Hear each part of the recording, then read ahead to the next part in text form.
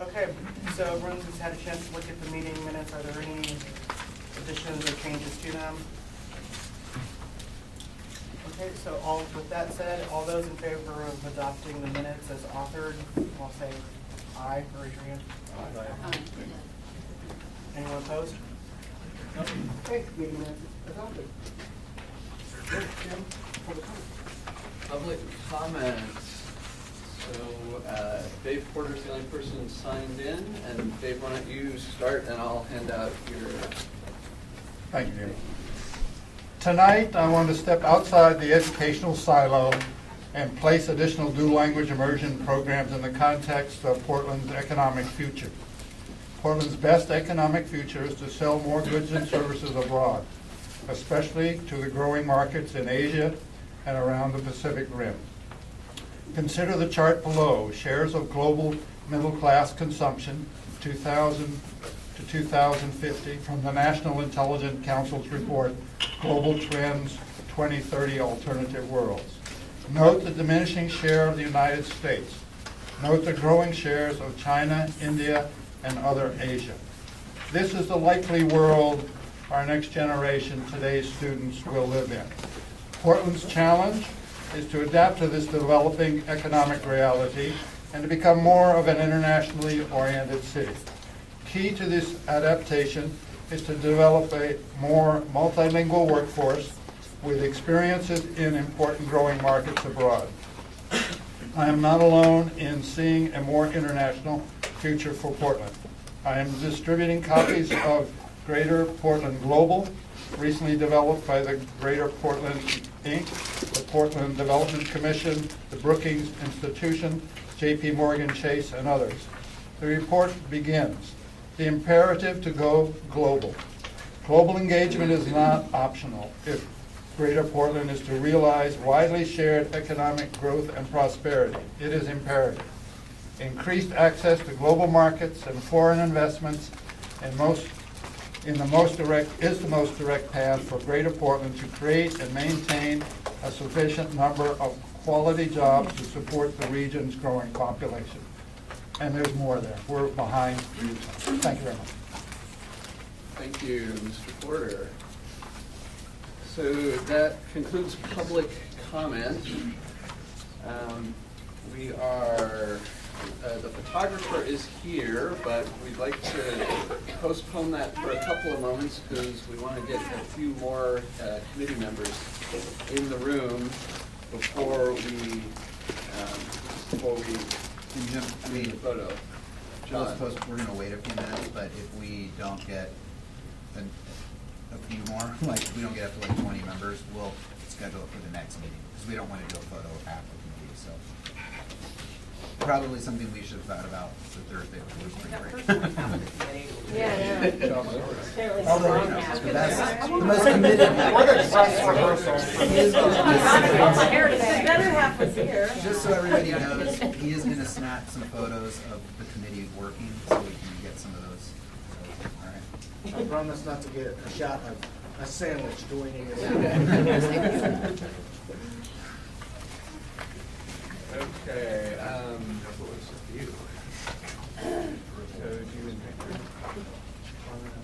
Yeah, so Hector and I asked for a moment at the beginning to give you a quick briefing on what we believe the next committee meeting will be about, and then to set the time to start that meeting. So Hector, would you mind doing a... So I can do, so the tour that we're proposing is one that the Fair Housing Council of Oregon does.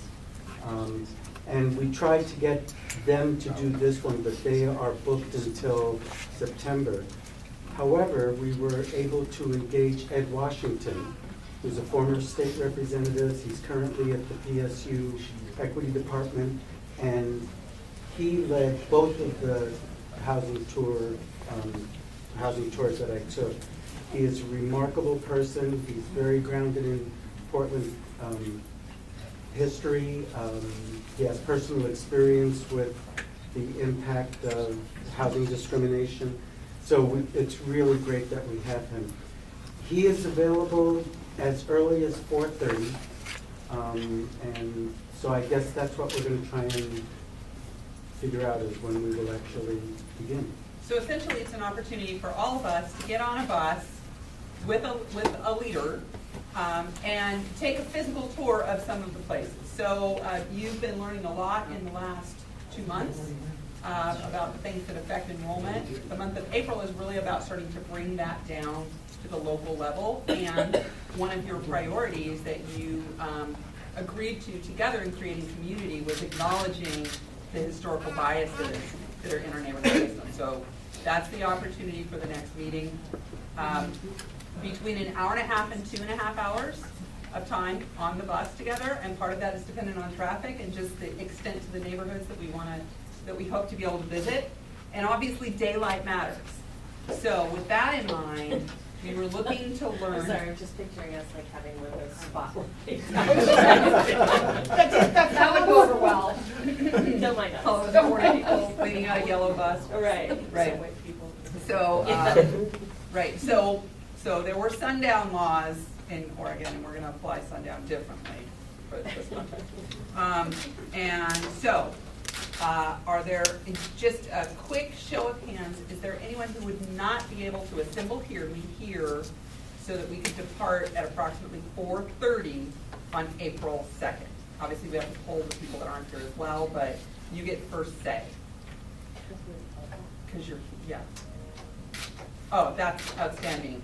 I don't know what you have to do to try and flex your schedules, but I really think it's gonna be worth your time and a great D-BRAC experience, and you'll get more information in about a week, because we're working spring break.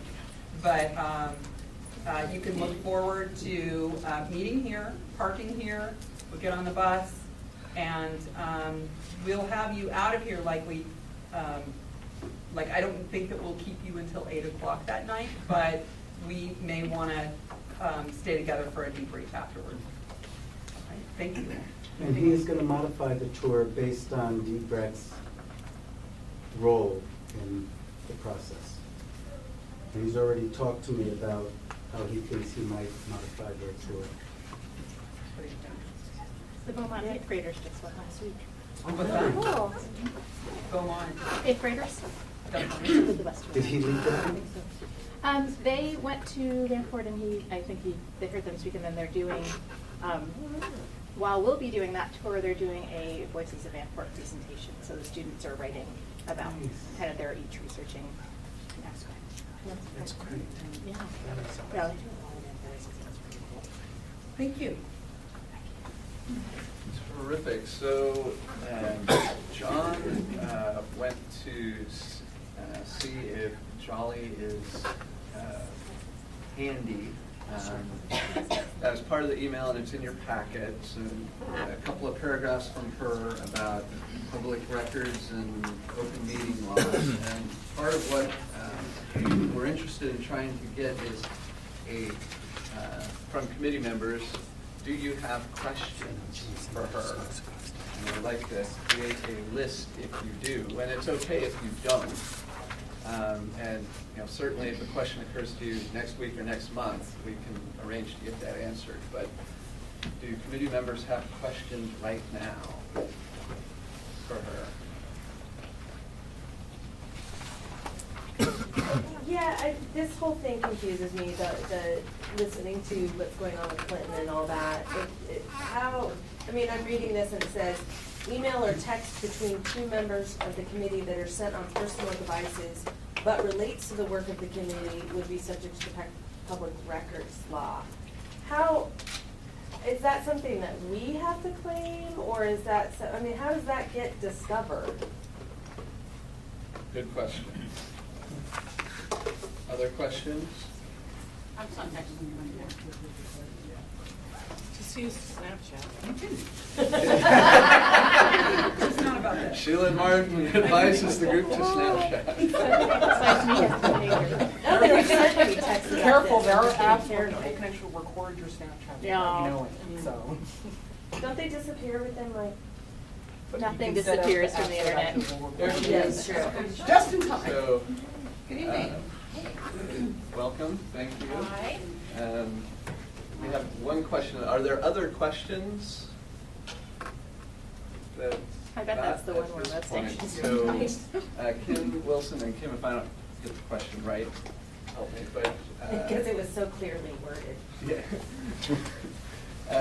The question from the committee is, if a committee member is sending another committee member a text on their personal equipment, then how does it, how is that, and I don't mean this in a legal term, but how is that discoverable? Right. So let me just say, hi, I'm Jolly Patterson. I'm the general counsel for the school district. There are a few new faces here, so thanks for the opportunity to come talk about just briefly public meetings and public records. So obviously the meetings are open meetings, subject to the public meetings law. And I know that in the packets that you guys got this week, it had my, little analysis. Okay, so when we are doing the public's business, which this committee is doing, everything we put in writing about the public's, the work of the public is subject to the public meetings law. Even if we are doing it on our personal devices, and these are things we've seen both with in our state government and with, Hillary Clinton and things like that. Like this is, right, these are, regardless if they're public device, private devices, if it's the public's business, the public is entitled to see it. Or at least have it reviewed for whether it is discoverable under the public records law. There are some exemptions for the public records law. They are very limited, and they are subject to a weighing test.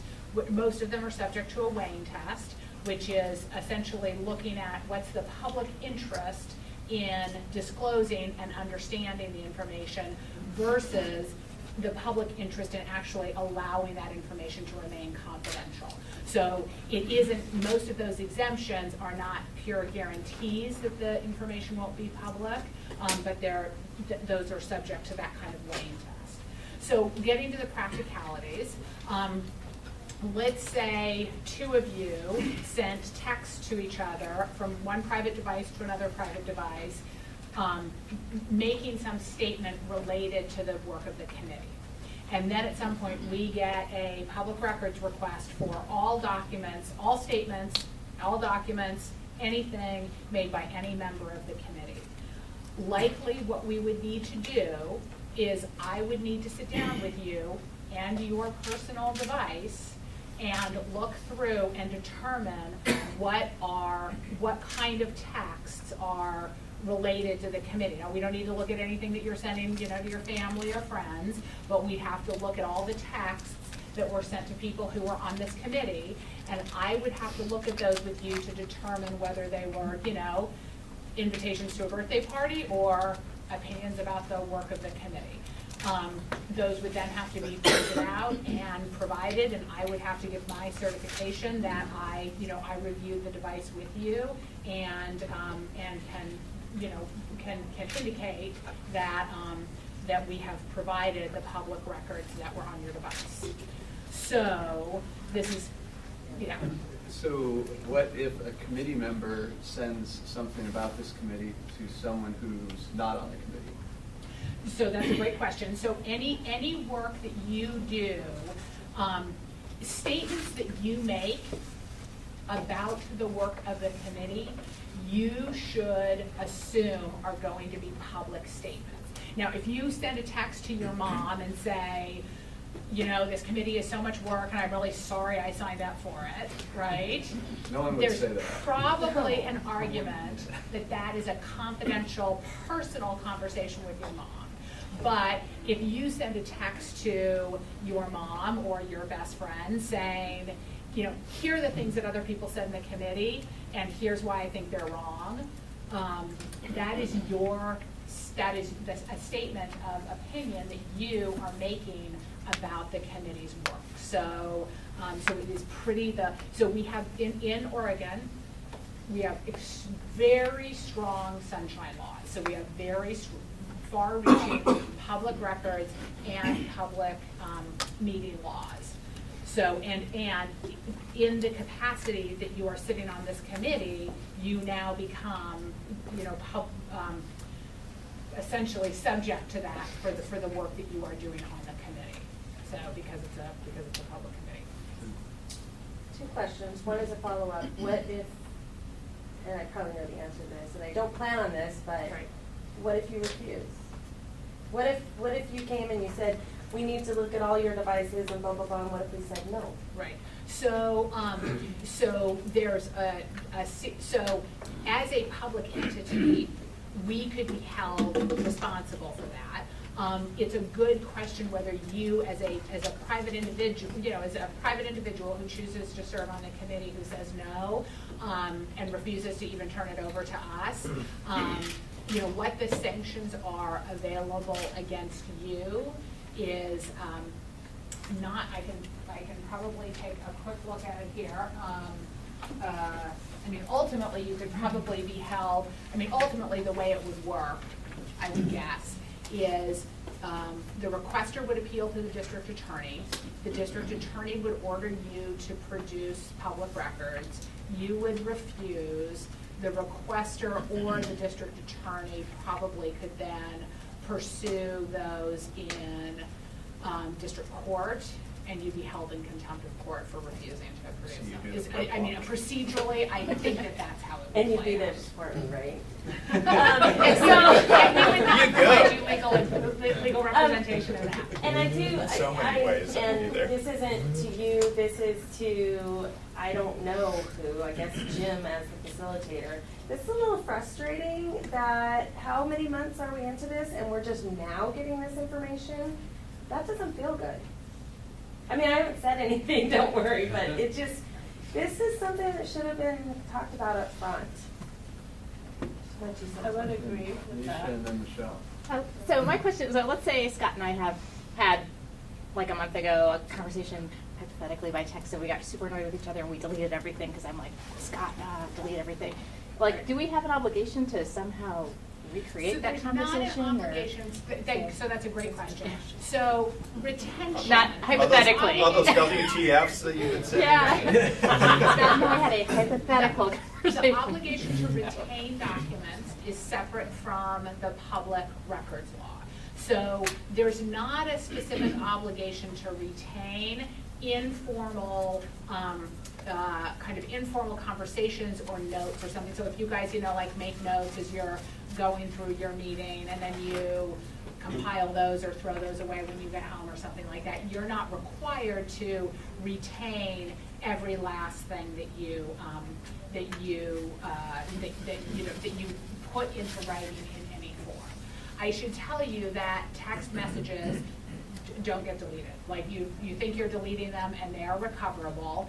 The extent to which we would be obligated to go find deleted texts is probably something I can't give you with certainty right now. It would depend on the type of requester we had, what they were willing to pay for, what the DA ordered us to do.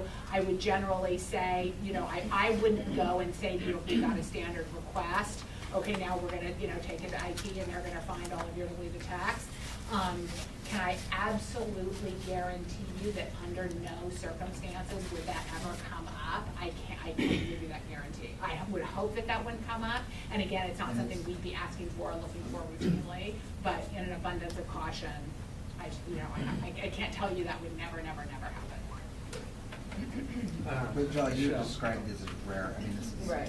Extremely rare. Right. I have to be cautious as an attorney, right, to not, to not give you guarantees. Basically what this comes down to is what public employees do all the time, which is just don't put anything in writing that you would not want, in this case, a reporter or some other member of the public to see. about your work on this committee. About the work of this committee. Right. Hey, Shannon. So, what you Yeah. say, sorry, I'm cold, that we should assume a request for records will be made at some point. Does that mean the inclusive records, like all, because, you're gonna have a lot of work to do. Right. You have to go through all my emails. So that's just a way of saying that I think that this is really, the public is very interested in the work of this committee. And the public will become increasingly interested in the work of this committee. So I just want you to go forward with that kind of caution and awareness. I mean, there are some things that we do in the course of the public's business where there's probably less of a chance that there's going to be a records request for things. I think that this is this is high profile, complicated work that's going to engender a lot of conversation in the community, and so I just so when I say I would assume, I'm not saying I'm predicting with 95% certainty. I'm saying let that guide your actions. Let yourself be guided by the thought that at some point what you put in writing may be subject to a records request. Back to my original question about how late in the game this is, and what if I refuse? And again, this is all hypothetical, don't anybody read into this more. But what if I quit the committee today? Would stuff that was done between when we started and now still fall under the public? I mean, it would. I think we would look at the request. So for instance, if a public records request could come through that says in 2, or a year, that says, I want to see the records of all the committee members, of all the committee members. Would we go back to people who were formerly committee members? I mean, I don't know. It's possible, but maybe not probable. Right. Okay. So, and I should say too, there are some exemptions. So like for instance, there are some exemptions. So if there is something that you have put in writing to date that you are concerned about, one of the things I would suggest is talking to me about it, because there may be a way that we can address that concern. I don't want anybody to quit because of this law. Like, I haven't quit because of this law. Like, it's a hard law to live under, but it's not a reason not to do important work. So, don't hesitate to call me if you've got specific questions or concerns. Okay. All right. Thank you, guys. Thank you very much. I appreciate it. So, John, we're at 15. Do you want to do the photo or postpone? I think we're gonna postpone. Okay. We're up to 15, So- but we're missing 11, and we'll just reschedule for the next meeting, and we'll do some work to confirm that everyone's gonna be here, okay? Or the one after that, because the next meeting's on the bus. Yeah, the next meeting in this It'll room. be April 16th. Yeah. Photo on the bus. But we got some That's photos, right. we got some photos of the committee working, that we can use those for now, put them on the website, so that it shows the committee doing its work and that kind of We'll stuff. take pictures with our phones on the bus, and we'll text them to each other. Right. Then, someone will do a public records request. And they'll see a bunch of photos. So what we want to do now is shift on our agenda to one of the main content pieces. And we started a few minutes late, but Sasha, you got the full hour that you had planned for. So we'll make other agenda items shorter. And I can move over, and the floor is yours, Sasha. Right. And thank you, I should just say thank you for him doing this, because he's actually pretty sick and wants to get out of here. He won't touch anyone though. Oh, great, and he said at my table. It's a conspiracy. It's not that We're bad. target number one. All right. I'm gonna remember that. I'd like that on the record. I'm going to text it to you. I was saying earlier, these guys were teasing each other before we started. It's like, D-BRAC has we are a team. Okay, so last time I talked a fair amount. This time I'm going to try to not talk very much, but I do need to lead in. I'm shooting for about 8 to 10 minutes of me talking. I'm not going to do any questions. If you have one that's burning a hole in your paper, please write it down. And I'll get to it in a bit. And then we're going to move into an activity for the remainder of the time where we'll get to work in small groups and kind of wrestle with some of the ideas. Okay? So, you'll remember last time the idea was to understand a fairly straightforward topic, which was academic programs affect staff. How many staff are in a building? Staff affects space, space affects boundaries. So we just want to make sure that we're understanding enough about programs to see how they are going to be altering the work that we're supposed to be doing here.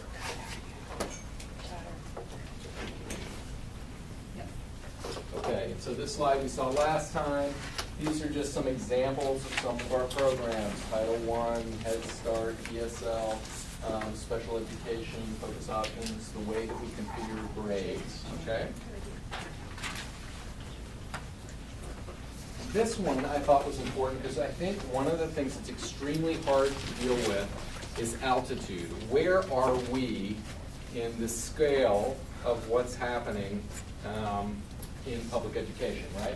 So, federal government, ODE at the state level, Portland Public. We're here. You guys are, we're drafting recommendations for the superintendent. So this is the level that we're at. We are not at the classroom level where we're deciding which intervention this student needs in their third grade, literacy moment. That's down here. We're here. So one thing I just wanted to share tonight is that of all those programs, and I picked ESL just randomly for this one. This is one program that shows this kind of scoping down. The ESL department has a group that they work with to help inform their work. So they want to make sure that they're complying with U.S. federal laws, state guidelines and laws. They want to do what the district's focal points are, and then within that, they reach out and connect to others. And you'll notice in your packet there is a sheet of paper which looks like this, and that's just an example of some of our programs and some of the input teams that we have for each of the programs.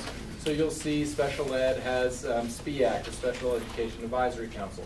So that's just an example of one way that we do it, and I thought I would raise that point tonight so that you understand that we are one of those groups providing feedback, input, commentary, recommendations. We're providing product, which is going to come into the system. But these, in this case, LX feeds ESL, the department which is underneath it. So altitude is important. So sometimes when we're talking here, we'll get questions or we'll wrestle with something that's here, like, I don't like the current, I don't like No Child Left Behind.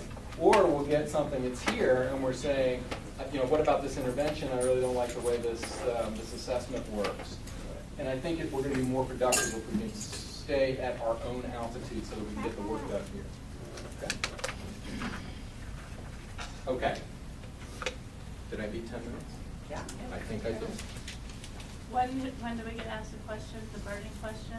If you have a burning question, write it down and I will take it and then answer it. If you dare.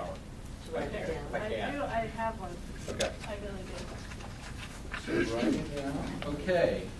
Now you will see, I'm going to ask you to look at a scenario between two buildings. One building is going to be overcrowded. One building is going to have a little bit of space. Okay? I'm going to ask you very seriously, try to stick to the protocol. So what we discovered is, and it's extremely hard to do this, and so that's why I'm emphasizing it, is when we stick to the protocol, the person who talks a lot talks a little less, the person who doesn't speak and give their opinion often gets to come up to the norm, so you get that benefit. The other thing that happens is you get really into the process, and we find that we're going to get to better answers at the end. So play along with me, and if you disagree with me at the end, I will happily take criticism, okay? And then I wanted to just reemphasize global versus specific. You're thinking about these programs in big terms. Don't get caught up in too much of the fine-grained details. Remember, you're in the middle of that scope, okay? All right. Do I have a handout on passing? It's in your packet. So this one with the beautiful map, thank you, Sean Helm, for supplying that. So if you just take 1 second and read the protocol.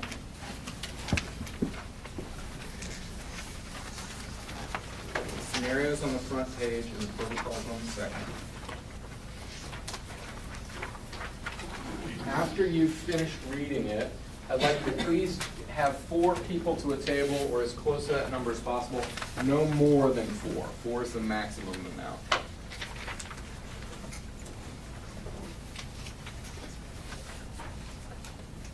Thanks, you guys.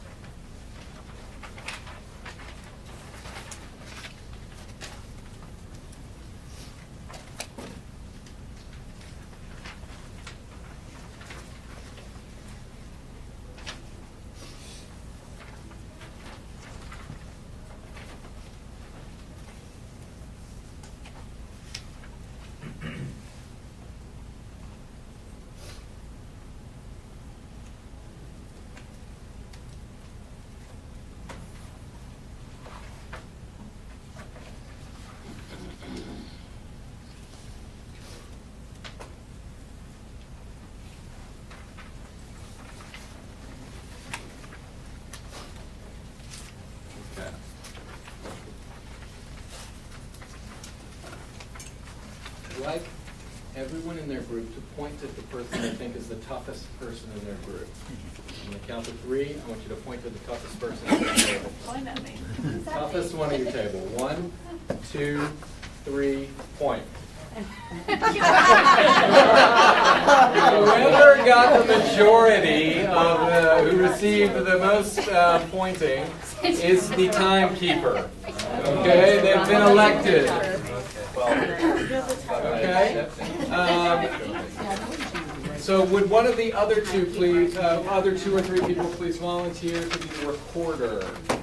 And I'd like timekeepers raise your hand so I can make sure I've got one at every place. Perfect. And can I have recorders, volunteers? I want a hand up at every table, please. Missing one. Recorder, thanks, Dr. Okay, perfect. So here's what we're going to do. We're going to go through the protocol. First, you've done the first part.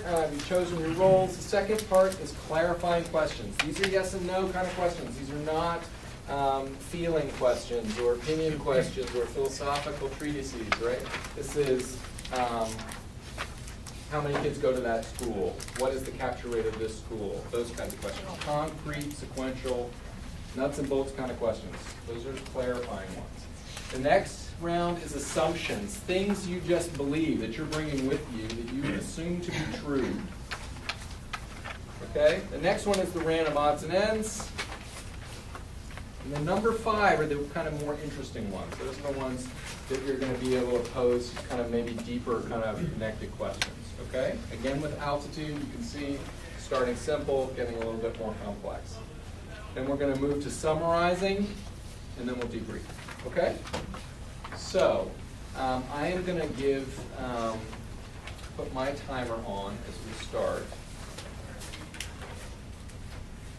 And we're going to assume at each table, even though one doesn't, has 4 people, and that it'll be 4 to 5 minute rounds for each of the questions. Okay? Does anybody have any procedural questions about this protocol?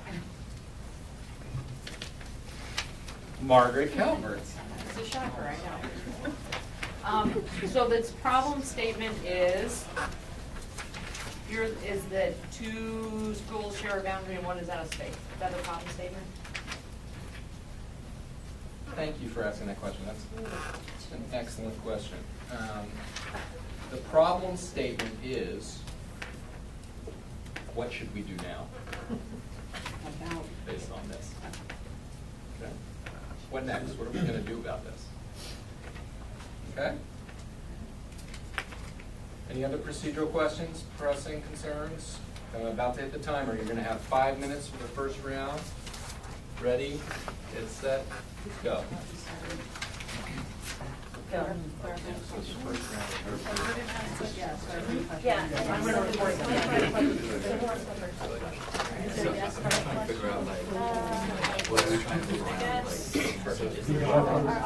Anybody else? ESL stuff. I have one about, sorry, just only in Mandarin. I'm curious what the distance is to figure out the distance from one side of 1,000 far side to the other. How much are we talking? We're talking 2 miles or are we talking? And then my question is, does Hawthorne have I would also any be extra curious room? about the. It says it's 85% of capacity.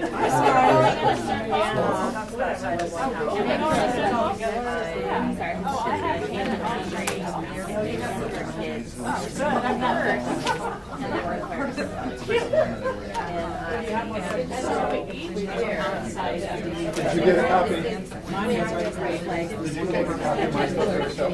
Yes. I always. You might have. I usually take the first one. Yeah. That way I don't have to worry about it later. Here's another question I guess. Does Hawthorne already have an ESL, a room subject to ESL? They share a boundary. How far is it really? But so the edge of this boundary, standard reading edge of this boundary, what's the, I mean, there's no one. So does it already have an ESL class?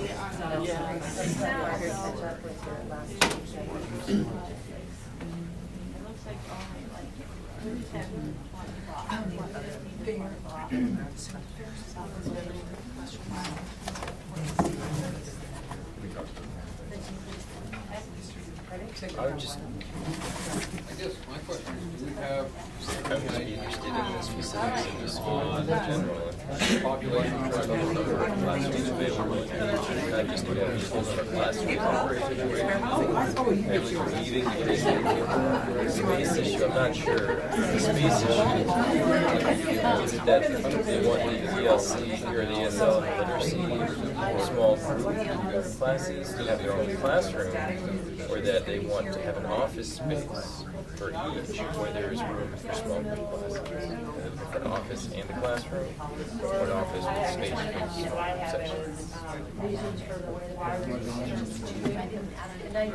So I would also like to what the racial SES demographics of the neighborhoods and the communities.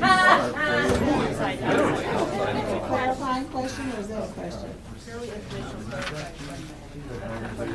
Yeah, it's, I think it's our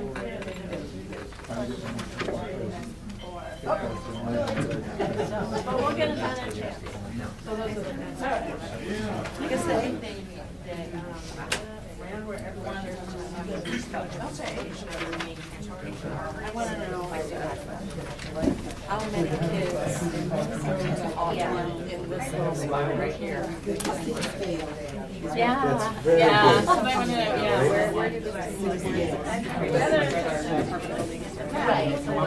Yeah, and I think what she's already also getting at though is that little slice is in the Garfield, is in where the rest of the Garfield kids. Right. Yeah.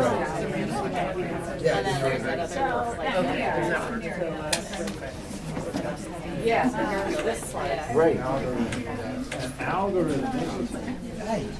Oh, yeah, sure. Yeah, so I noticed that the penalty risk was 1,500 or 1,600. And so if we just raise the counselors there to take care of 2 of the 4. was it 5 minutes? Because we're at that work. Yeah. So that would be a pretty, that would just give us And then the other one is, I don't know if this goes this on the ratio, but it's going to work out. okay.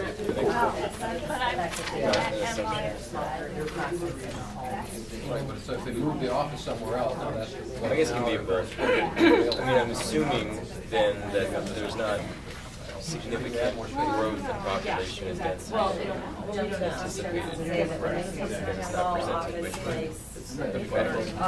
any sort of Okay, time to switch to our next that could also go round. next question, which is This one is the, everyone shares an assumption. Want to hear the things that you have all brought to the table as givens. housing unit development. Okay? Ready? Go. An assumption is just because people are working in the hall that they're. Right.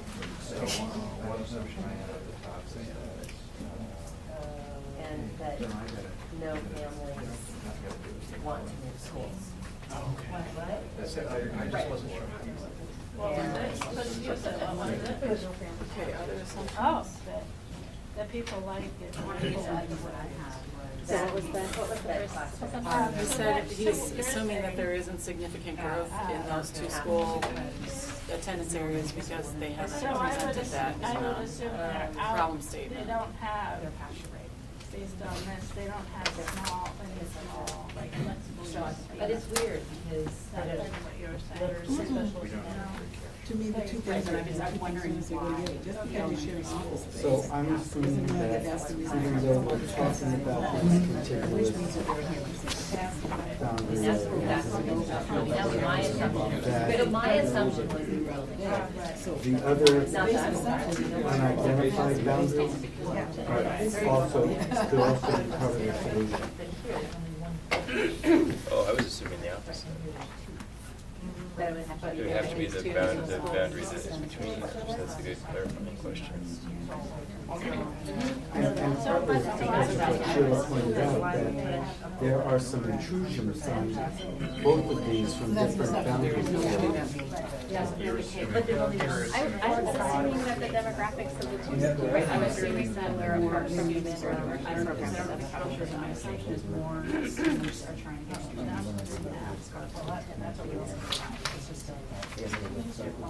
I'm assuming that the school's not going to change from being K through 5 to K through 2.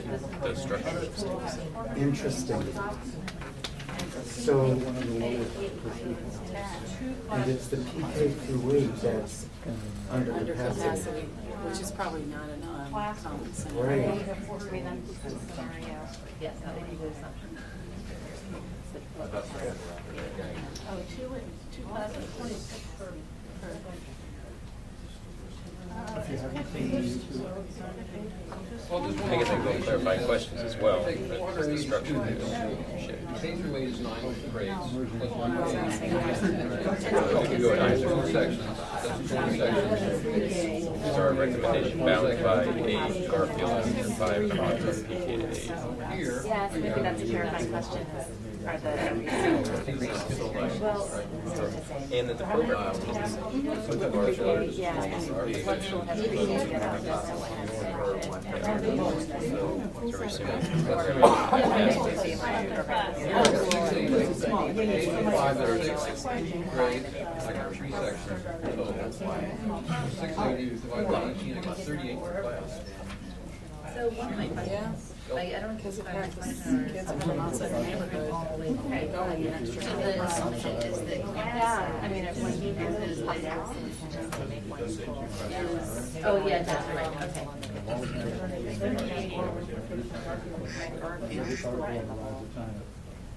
Seems like they have. 60% Okay, so we're actually at the what if. Yeah.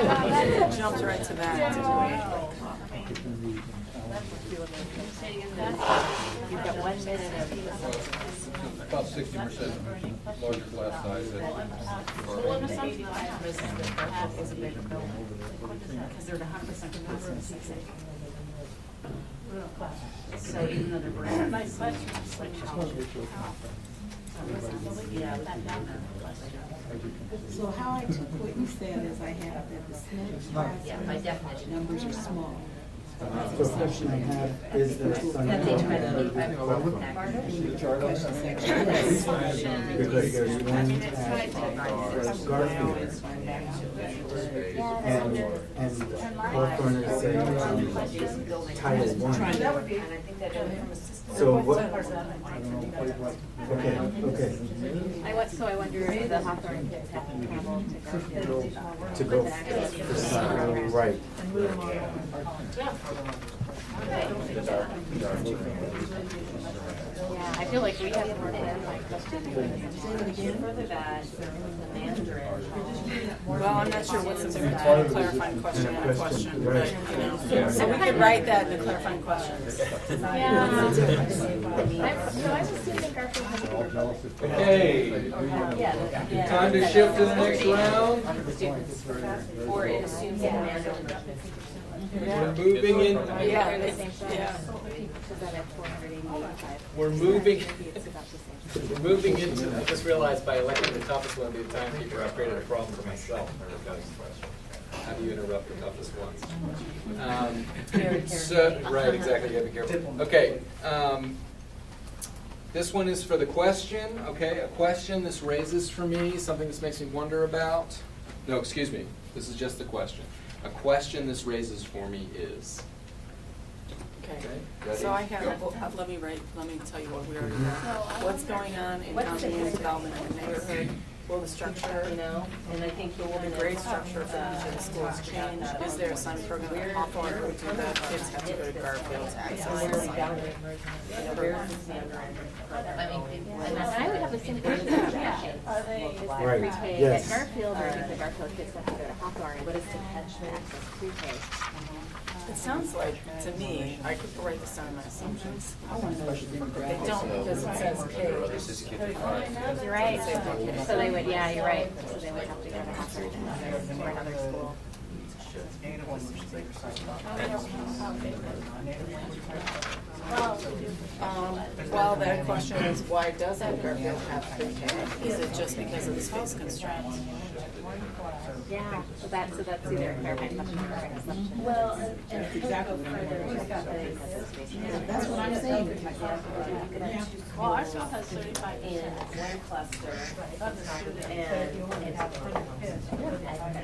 Well, no, they have 600 schools in one cluster versus two schools. Oh, I see. Yeah. So I wonder for me, so this wouldn't be Garfield, but is there space, and this gets at, is there another room for another pre-K class? That's what I said, what defines that here as Garfield? Yeah, I did. At Buckland, because they are pre-K, and they have to, Do we have an application going and on I about don't know how it? much additional capacity, 15%. Well, yeah, I guess that raises for me is, are some of these K's coming from here? Yeah, that's what Misha was asking. Yeah. It's capacity. I mean, number of students. It's more complicated. That's my thing. What's the problem? So where is And that was Sheila's question. Does capacity mean numbers of students, or does it mean rooms, right? And there are more rooms to And there's all fill. kinds of areas like this. I'd heard that there was, like, X number in, X number out.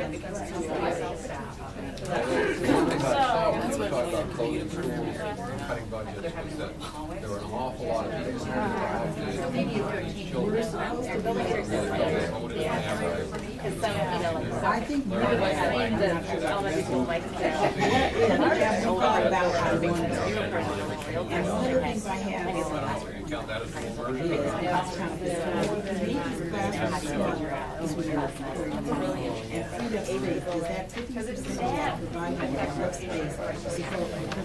From Chinatown, you can't really move the Chinese program over here. so back program to determines staffing, staffing determines capacity.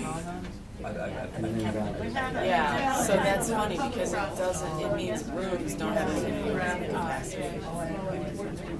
But in this case, it's not staff that's determining capacity. It's the rooms. The rooms are.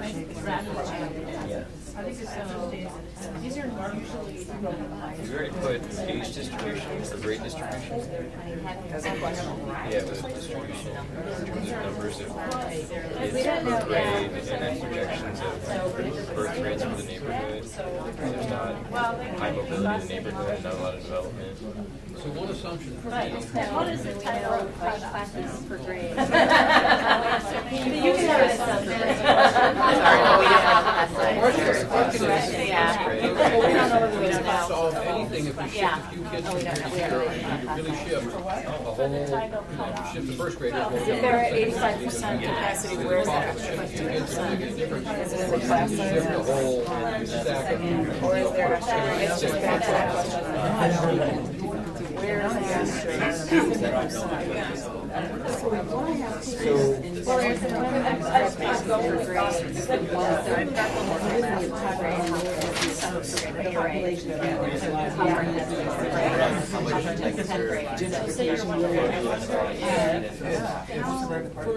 Well, if it makes any sense to shift just a few kids, you know, it just moves around a little bit. Shift the whole stack of For eighth graders. Yeah.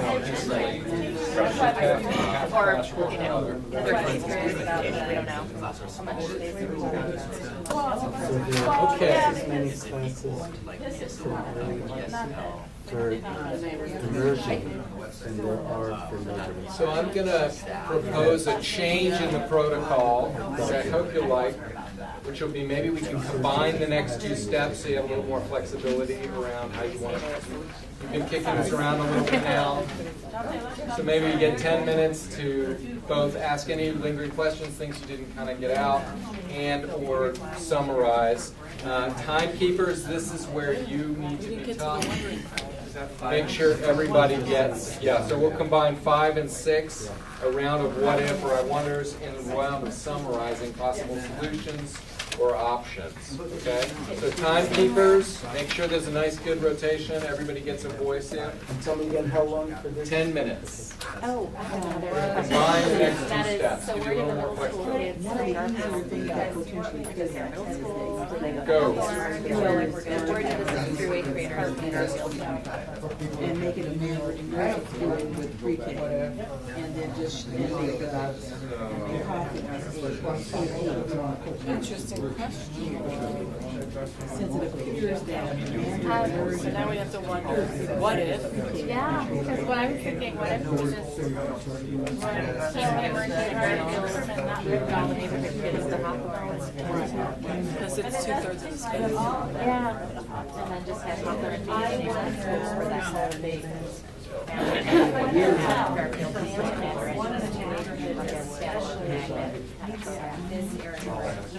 Okay, let me make sure I'm understanding. Yes, so, yes. Yeah. What if we kept the immersion, the But I'm Garfield, yeah. and moved all the neighborhoods to Hawthorne. And Garfield just feel like a standalone. Is program? Yeah.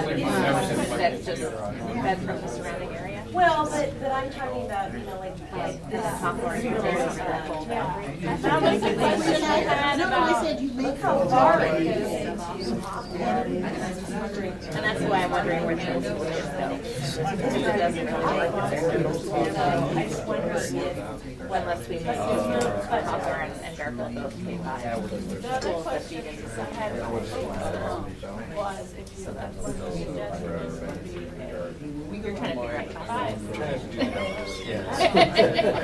It's not making sense. Yeah, But and it's 37, so- 38 students, if everything is equal. Yeah, and it's so random. 37, Like, 38 per class. There's 450 in the immersion section. So we're talking 230 in the neighborhood, assuming every classroom is equal size in every grade. Immersion for 230 over here. If capacity is based off of student numbers, 100% would be 564. yeah, and you don't even, and it's never uniform by grade in a K. Usually there's like, you know, 2 kindergartners, but only 38 graders in the portion.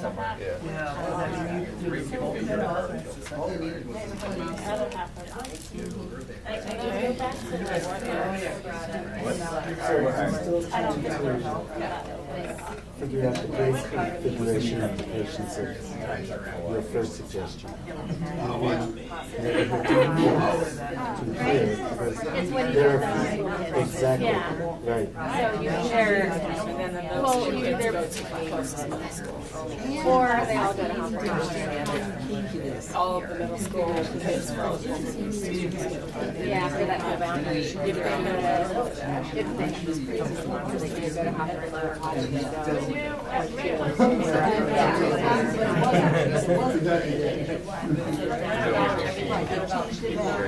Or we can maybe go to So I wondered that, well, except that Garfield's is, oh, I see, but if we made them a catering, take some of the pressure off of this.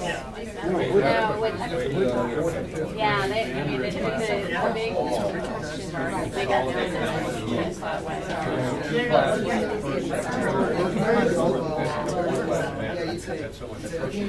I just want to see. There have to be other houses. We can choose our. So one of my wonderings is hydraulics.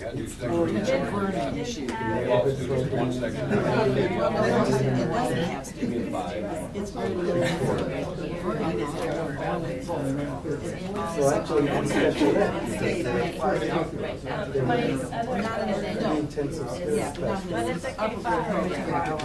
What if you move special ed to Garfield and then the neighborhood program completely over to Hawthorne? Somebody understand that? I was trying to do numbers. So we didn't, but that's a variation on what Lucia was proposing. And I think moving the neighborhood is going to create capacity issues at Hawthorne. If you just move the neighborhood, when you move to special ed, then you've got 3 classrooms that open up at Hawthorne. And you've got 6 classrooms. Okay, so you're doing the numbers. Moving the neighborhood from Garfield to Hawthorne opens up 6 classrooms. You put the ESL literacy specialist and the science program into those classrooms. They each get their own. That's what you're going to do. And you got 3 open classrooms. So there's 3 special ed classrooms open to fill those 3 slots of Garfield. And then Hawthorne also increases their capacity for the neighborhood program by 3 classrooms. What do you mean? So you guys absorb some of the capacity students here in your 85%. Plus 3 additional classrooms off the 6 you're transferring over. So you have 50% in the special ed classes. And the other 3 can be absorbed in the 85%. That's making a lot of assumptions. Yeah, it is making a lot of assumptions. So I have to tell you. Okay, so our possible solution is to talk to the students tomorrow. Oh, there we go. Staff to space. Right, so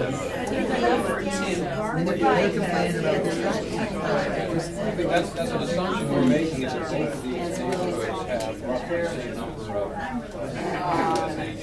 Special ed students using their special ed and neighborhood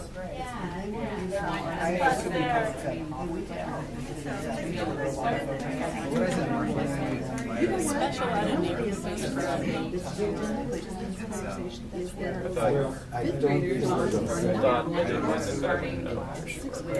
You thought it I is? thought it was, I thought what they mentioned last week it wasn't. That's my thought. Now, the ESL and literacy specialists though wouldn't be needed anymore if the neighborhood program was moved over here. They probably need the ESL people for the neighborhood kids. Well, I'm assuming that, maybe that's not true. This Oh, need it's would okay. probably fall. That's my worry.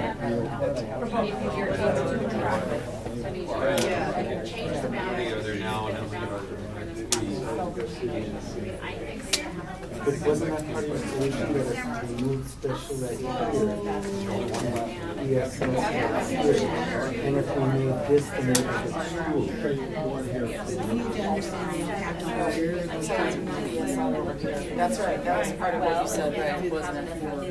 No, I didn't say that, but we need to do that.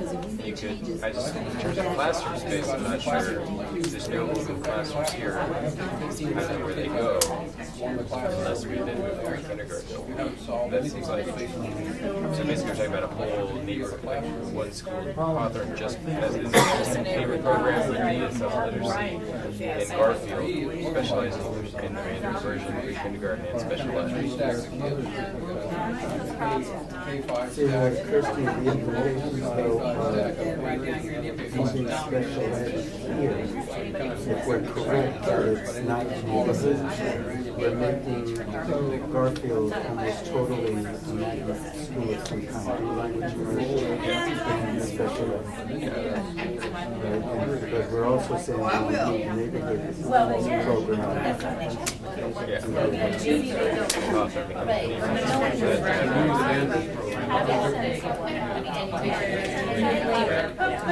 So remind me, your scenario, pre-K stays at Hawthorne? No, in my scenario, well, originally, but then when you start talking about the ESL staff and literacy, when you follow the neighborhood program, we need two more classrooms as well. So pre-kindergarten had to move over. Oh no, so I caused a lot of problems. And I said that you could move the neighborhood program completely over here, opening up 6 classrooms. And then fill those 6 classrooms with pre-kindergarten and special ed, which would then mean that 5 classes open. Yeah, if you can fill some in your current classes, plus you get 5 classrooms, and then in theory maybe you also have 2 classrooms. ESL staff and literacy special ed. Hector brought up a point about this becomes just simply a magnet. If the special ed is not neighborhood based, we know And that's correct, right? Special ed is not neighborhood-based. So what did we decide to do with the ASL? We'd have to move it because we made the assumption it's linked to the neighborhood program. Yeah, And so although there's probably kids in the Android program who also would be. But the teachers could flip it off, or the teachers could flip it. But and there would be space in Garfield for a classroom. Because there's like, remember Shannon said, our teacher, who's sits in Android. Drive in here, drive somewhere else. So what does the research say about it? Pre-K, where That was the great one. There was the teachers, ideal underlying. Well, it's such behind one of my Yes, just families who follow. Okay. So, do we Complete that last thought. Yeah, I think so. So that the ESL and literacy can follow the neighborhood program. So the governor needs to say, because the reporter is still here, definitely. And he wants to say we're gonna do away with immersion. Or move it to some third school. Okay, reporters, did you do your job? Did you get a beefy amount of stuff written down? Let's debrief fairly succinctly. So why don't I ask one person from each table to maybe talk a little bit about the experience and what you got out of that. And I'll start by saying, I heard somebody asking the question, are these real schools? They're not real schools, and in fact, they're a little bit simplified examples. And some of you who've done some of this before are like, ha, that's easy. But these actually aren't easy. They're not easy, and yeah, so I'll leave it there. So, feedback, who wants to, maybe just a thought from each table? About the process, about what this experience was like. Remembering these schools do not exist, so you don't need to worry about them very much. They're not real. I felt like we needed a linear programming model, a simultaneous equation model. Because there's so many variables that are interplaying, and so we need some mechanism to pull them apart, sequence them, right? Okay. I thought it was interesting to hear, you think something in your mind and then somebody brings up something else and you're like, oh. I mean, it was interesting to the fact that we only have 4 different perspectives here, and it just opened things up.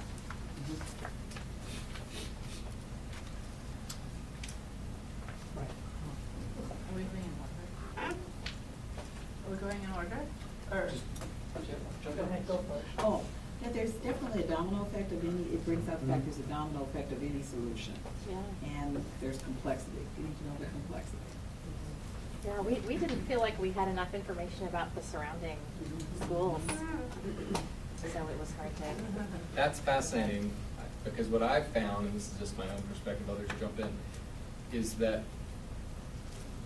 there is never an end, right? Like, and the reason I did that scope thing, you will never have all the information because it's fluid, it's constantly changing, and it's like really, really, really a lot of information.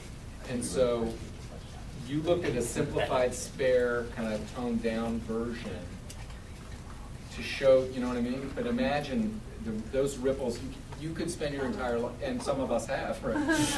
Spend your entire life trying to figure it out, and there is no end. So I drew a pretty close line around this. You will have more to make decisions, and clearly, I mean, the people are asking about facility. I mean, all that you would have in a real situation. This is just a mock-up. But I think, you know, in a modeling situation though, there's noise and there's you find the drivers, right? Like that's the goal, is to find the drivers. And so I think the process of trying to sort through what is noise and what are going to be the driving factors is really the critical piece. Mm-hmm. And so it may be that we've talked about working margins of time, so you can spend a lot of time looking at something that it will have a 10% impact and miss the thing that will have the 50% impact. It seems quite insignificant. And so I think that's the part of the assumption. I personally felt boxed in by the assumptions that were here. So it drives you to look at things more deeply, and I'm not sure they're the right thing. It's great. That's cool. You won't have that problem later. Big box stand, you're gonna have the opposite problem, right? One of my observations was, particularly on the Garfield school, is you kind of have these three groups of K through 5. And so to me, based on the information, you could really only make slices in a third of a school, right? Because you can't just take away one second grade class out of one of those stacks, or one fourth grade class out of one of those stacks. You've got to move the whole stack at a time if you're going to make a move. Excuse me, Rose City Park? I don't know Rose City Park. No, it has the first grade and the third grade in Beverly Cleary. We moved a whole grade from the stack to a different building. Because we didn't figure out how to slice the stack. Well, there you go. Okay, yeah. We know. And your point is extremely valid. Yes. I suspect that's an outlier rather than a model we want to try to use in other cases. It's an interim. Well, I A mean, new it's- normal. Yeah. But that's an underlying assumption as well, which is like you're teaching like how that plays out, right? A horizontal slice yields different outcomes. A vertical slice does one thing, a horizontal slice does something else. Yeah. Yeah, so it's not that one is better than the other, they just have different outcomes. And that was the problem we were running into, because it seemed to require both, because you had two different grade configurations, and that was problematic, and that's when we wondered what's happening at the surrounding schools. Which was one of the reasons we looked at this and said, we don't know where these kids are going at sixth grade. Exactly. So you don't know about the third grade, you don't know about the high school, you don't know about a whole bunch of other stuff. So that's why. Or pre-K. Or pre-K or any of those other things. So that's some of the things there's some basic assumptions that you just didn't have enough information to know. Could you make a horizontal slice? Could you close the Hummer down? How did it come to this? Constraints galore, Yes. right? By oversimplifying, what we've done is limited your ability to think broadly about what you can do, right? Yes, that's right. Again, that's not going to be a problem later, because you're going to have the opposite problem, right? It's going to be so big. But until you understand what the principles are that you need to apply, right? I think I jumped like 5 steps ahead and started thinking about what existing PBS policy says, and started looking at the map and thought, oh, we have enrollment and over-enrollment and under-enrollment, and thinking, policy says even if you have a boundary change, your family can make the option to stay at the existing or go to the new one, or if you have a sibling at the current school, the family can choose which way. So I'm like, you can change the numbers, but the impact's gonna be delayed.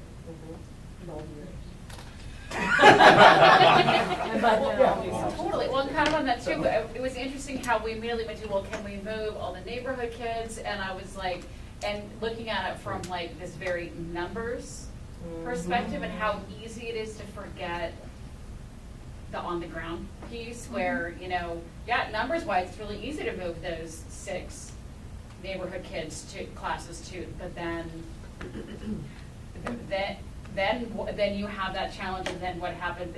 Judy's like, don't it, you know, because it's like, how do we train, you know, and how do we then tell everyone who's in that neighborhood that's not their neighborhood school? Right. I mean, I think that it was really obvious to see how you can get caught in the numbers and lose sight of a lot of the stuff we've been talking about since we first sat down. I came up with that solution, and Michael did a good job of saying, okay, that moves children, but you didn't free up any classrooms. Oh, yeah. Well, I think the other discussion we had is, as you look at moving children, how do you make sure that you protect vulnerable? Yeah. Even more vulnerable. It may be easy to move a special ed classroom, but it may not be the right thing to do. So we had, you know, you may But free it's up. policy to move them at least every 3 years. Well, I actually liked one of the answers we came up with was, What was it? what's the problem? They're at 100%. I actually was Why is wondering who would say 100% that. a problem? We've got 30 more percent to go. We got some There you go, we're good, we're good to go. I worked out of a closet, thank you. All kidding Just buy aside, more rolling carts. this year, right this minute, I don't think we'd do one thing to this, probably, right? In this case, we wouldn't do anything right now. Why? Because we have much more dramatic, significant issues lurking. Right. So, okay. That's what I have for you. I hope you found that helpful or useful. If there are any questions that got written down, please let me know and I'll chase them down. Or comments for your seat, for the exit sort too. Sasha, that was great. Thank you. All right, so going to change gears to the media, social media training.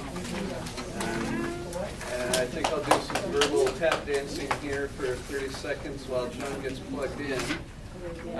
One of the things that I observed as a facilitator is with that activity, people really seem to dig into it and to spend a lot of time sharing amongst each other and listening very effectively to each other. And I think that's going to serve this group well as you move forward, because as Sasha said, it's going to be a wider range of variables and more complicated later on. And so the more experience we get thinking through things at a more simplified level, the easier it is to sort of put those modules together later when things are more complex. And there will be plenty of complexity, and there are plenty of numbers coming, and there's an existing policy framework that the district has, and part of what this group will need to do is figure out which of those policies you might want to give some advice to change in whichever ways. And that could look like a lot of different things. And my hunch is, as part of those discussions, is that some scenarios like this will get put together so that you guys could see some potential effects of things. So again, if we look at the last several meetings as a long arc of building your knowledge base and getting used to putting things together and manipulating them and see what the outcomes are, it seems like you guys are on track and moving forward at the right pace. So John looks ready, and we'll turn it over to John. Okay. Hey everyone, really glad to be doing this with you guys today. Before we get into the media training, I want to just do a quick update on the PPS 2025 survey, which is what we're calling it now. It's no longer equity, values, and vision, which really didn't say anything. So we're explicitly saying it's PPS, it's about 10 years from now. These are questions that will help the district make decisions for 10 years. In fact, you know what I'm going to do after we're done? I'm going to go get, we have a mock-up of the marketing materials for it that I'll bring out for you guys so you can see them. But I wanted to thank everyone for the great session last meeting and the input that we got from the committee as a whole.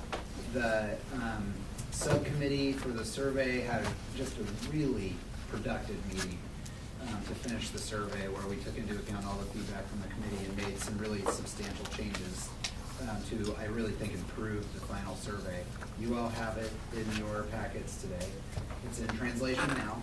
And in order to get it all the way through translation, we've actually just decided to back the launch date up 1 week to April 6th, so that it's fully translated. We don't launch it not having one of our languages, so we're just going to delay it 1 week, which will be okay. We're going to, on your meeting on April 16th, we will do a report to you on how we're doing with responses from the community. I can tell you that for the climate survey, the successful school survey, we're at about 60. We're still getting them in. We're still doing some events. We did the Latino Family Conference recently. We're at about 6,500 surveys in now, which is at about 30%. So we're not going to get to that stretch 40% goal, but I'm really happy with where we're at. I mean, we're going to get above 30% by the time we're done with the successful school survey. And as I said, every person that signed up online to take that one's just going to get an automatic notification, hey, take this survey. And we've really built some very strong networks that we can tap back into for the paper surveys, which is really how we got communities of color involved. Well, just a couple of really great tidbits. We got to 42% with Fabian, so one of our highest poverty schools. We got to close to 40% with Vestal, which is another one of our highest poverty schools, and we think we're going to get there with a few more once we get all the paper surveys processed. So I just wanted to let everyone know that with the climate survey, which is hopeful for this survey. Okay, does anyone have any questions about the survey before we move into media training? The new survey? Yes, the 2025 survey for you guys, that you guys are going to use. Okay. So what we're going to do is we're going to take about 15 minutes and give you like a very quick crash course on social media best practices. This is Larry Bingham, who is PPS's social media manager. He's actually probably the most popular person in our office because he's the one that puts off all the good stories that we get from parents all over the district on our fabulous Facebook page. And I think you will learn a lot from him. And then I'm going to do a quick rundown on best practices in when you experience, which you will, and some of you have already, contact from the traditional media, so reporters. We'll answer questions and have a quick discussion, and then we'll move into our discussion about community engagement. I sent everybody 3 articles that were not meant for you to have read. They're for you to read in your own time. But I think you'll find them all incredibly insightful because some of the things that we're going to talk about are counterintuitive to what people think is going on social media, and those are like my 3 favorite articles. The first is about what's really trending, that when we say something's trending on social media, it often really isn't trending anywhere. The second one is about research that now shows that good news spreads faster on social media than bad news, despite the fact that about 85% of all posts on social media are negative. Good news actually goes viral quicker than bad news, okay? And then the third one is just sort of really good guidelines that you can read on your own personal level about when you are subject to digital cruelty. Which, you know, the reality is serving on this committee, at some point you might be. This is something that Sackett talked about when we did a debrief with them, that some of them at times felt very personally attacked and were personally attacked on social media. I'm sure that's no surprise to anybody here. It's a really great article about, you know, how to keep a healthy perspective on that when it happens to you. Okay, those are the 3 articles that I sent. So Larry? And we have a few paper copies. If you would prefer, you want to take a paper copy home with you, Janet ran a few copies, so pick it up on the way out. I'll just say that you'll see they're all New York Times articles. New York Times actually does this weekly. It's a thing that they cover, is just sort of social media trends, practices, what it's like, and you know, if it's something you're interested in, I encourage you to read it. We share it in our office all the time. These New York Times features they do on social media. So, all right, Larry, I'm going to turn it over to you to do social media training. Thanks, and thank you all. I'm glad to be here. I recognize a lot of your faces from Sackett, but look forward to meeting the rest of you sometime soon. You know, the first thing I would say is as Margaret said earlier, the word noise and how to filter what's noise and what really matters is probably the greatest filter when thinking about social media, because it's definitely a place of a lot of noise and a lot of screeching, loud, shrill, angry, inflammatory, derogatory noise. So, I think when you find yourself considering whether you want to engage in reactions or posts, just be aware of a few things. And one of those is that because of the way Facebook has decided to monetize its business in the last year and a half, they have really limited the reach of organizations and nonprofits and institutions. So even though we at PPS have 18,800 some followers, those are our fans, only a fraction of them see what we see, what we post every day. So the reality is if there's a D-BRAC post that seems to you like the most painful thing in the world, it isn't seen by as many people as you might think it's seen by. And if you'll watch the comments on some of the pages, you'll notice it's the same 15 people commenting over and over. So even though some page may have 700 likes, only a fraction of those people are even engaged or even aware of that conversation anymore. If you're curious what's in your feed every day, your personal Facebook feed, it's related to the last 50 things you liked. So that's why your mom's cat photos go away after a while if you stop liking them. So that's what it's related to. How does paying for Facebook posts? Because I noticed that PBS has started paying for things. How does that work? Yeah, so we boosted some during the survey because we were really trying hard to reach historically underserved audiences. And we know there's a lot of Latino users of Facebook, and they use a lot of mobile devices. So we wanted to try to target those. And what you can do with a boost, you boost a post basically. As a matter of fact, if you do an ad, Facebook won't even, it has a certain percentage of words it'll allow in the photo. So it will detect, it has like a thing that determines this is an ad. So you can boost a post for as little as $10, and then you can determine who sees that. It can be, you can target it to people who like your page and their friends, so the people who like the friends of your friends. You can target it to Northeast Portland. You can throw in words like Latino Network, Trailblazers, whatever, to try to target. You can target men, women, whatever. And we found that pretty effective. Like when we did we were boosting some of the posts for the surveys, that we would find a lot of Latino families were liking some of the posts. That's effective, but a little creepy. I know. No, it's still, they know a lot about, Facebook knows a lot about you. Yeah, exactly. And that's why they spit things, if you ever go shopping online, and then all of a sudden on the edge of your Facebook stream, it sort of says, I think you would like this underwear. I mean, that's, they know, that is creepy.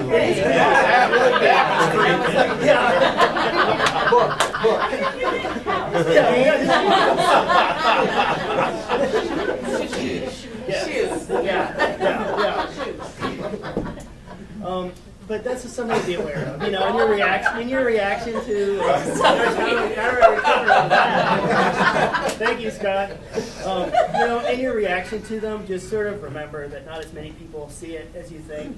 And really, as John said, we have seen on the PPS page that the good news is what goes viral. I mean, I just did, we do a roundup for the board of what stories are in the media and what was popular on Facebook this week. And the number one post that was seen by 2,987 people was your Margaret's Rose Festival Princess. People want to like things, they want to celebrate their schools and their kids, and they want to see themselves and the good stuff that's happening in schools, And the second thing that I would say, just sort of general process about it is,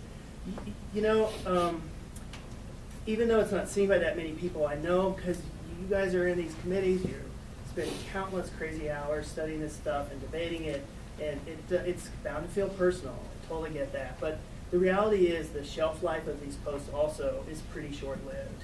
And I think I read somewhere it's 3 hours, and a tweet is even less, So it's just helpful maybe to keep those things in mind when you start to feel the anxiety of it. So I would say when it comes to considering to engage on it, there are probably two kind of healthy ways that might be helpful for this committee and these committee members to engage, and two ways that will just give you heartburn.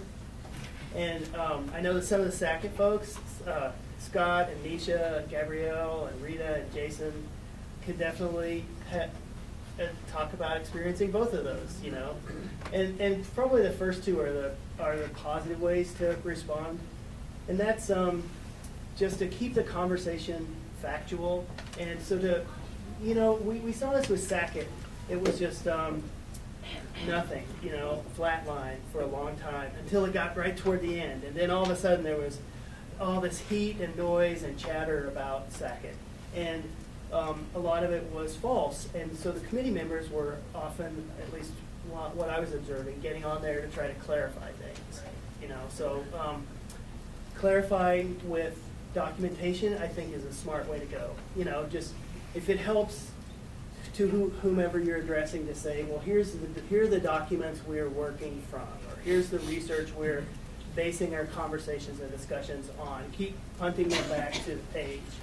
I think that's helpful. Or you know, sometimes I know Nisha will post really thought-provoking articles that are related to the topic. So I think those kind of things are helpful. There'll be a lot of myth busting, I think, if it's anything like with Sackett, where, you know, there are a lot of people who are trying to manipulate what you really are putting on the table for their own purposes. And so I would say the last two things that are just the heartburn pieces is be aware that many of the commenters have a political agenda, are going to try to bait you. I was looking at you, poor Michelle, you were baited into an argument the other day. No, I volunteered. She instigated, right? Well, I was watching. I volunteered to. It's a long story. No, right. And yet she kept trying to drag you back into it. I know. Even when you walked away from it, away, she kept trying to back. And so that's the kind of I thing. was volunteering to be the scapegoat for that, 3 minutes or Right, whatever. right. So that is the danger. And totally went away. But I'm not an employee of the system, and I wonder that's a great example. I'm sure none of you know what we're even talking about, but somebody made what I felt were negative comments about a building administrator, obviously in a building where I'm familiar with. And I just thought they were just so over the top. I mean, whatever, they were her opinion, and that's totally fine, but I felt as a member of the community obligated to say something in defense of this administrator, or not even in the defense of her, but just whatever. And it just went that way, right? And that, I knew that was going to happen. I mean, I know the person who said it. It wasn't like some big weird mystery, but I could have not said anything.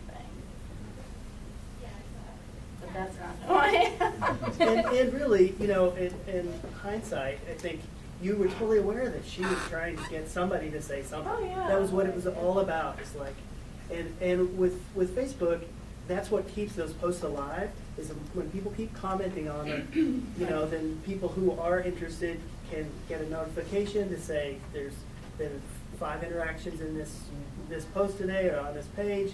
So it just sort of keeps churning it. And that's what people with an agenda want. They want, this is a free platform for them to get out there and continue to push their message. So a lot of, you know, I'm sorry to use Can that I as say an something example. about that? Yeah, yeah. This is something everyone should be very aware of.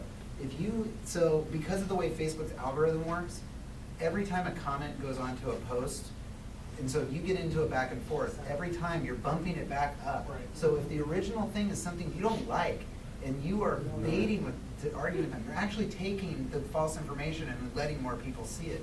So the best practice is, if you feel so strongly that you need to do a myth-busting post, say, that's not true, here's the link to, you can see the right information, and then just walk away from it. You've got it out there, people read it. Never forget that between 80 and 90% of Facebook users are passive. They don't ever post. They like stuff, and they read. They are not commenting. The vast majority of people on Facebook do not engage in any comments like that. So just by doing the thing, this is the correct information, link, and just leaving it there, you are communicating that to most people who care enough about it to look at it. but you're also not helping something that's not accurate stay up so more people can see it. Sorry. Yeah, no, that's great. And John hit the final one about avoiding arguments. And that's one element of why it's a bad idea to avoid arguments. The second is your life is short anyway, and why would you do that to yourself? And the third thing is that anything you post will live forever and can be, and arguments are the worst because they're, it's hard to convey that kind of nuance in a discussion that you might have with somebody face to face. It's just like email. You may not have meant it that way, but tone is really hard to detect, in a brief comment, and a lot of things. What I see on some of the pages where that takes place is that somebody will not even read the whole comment and take a piece of it and run with that.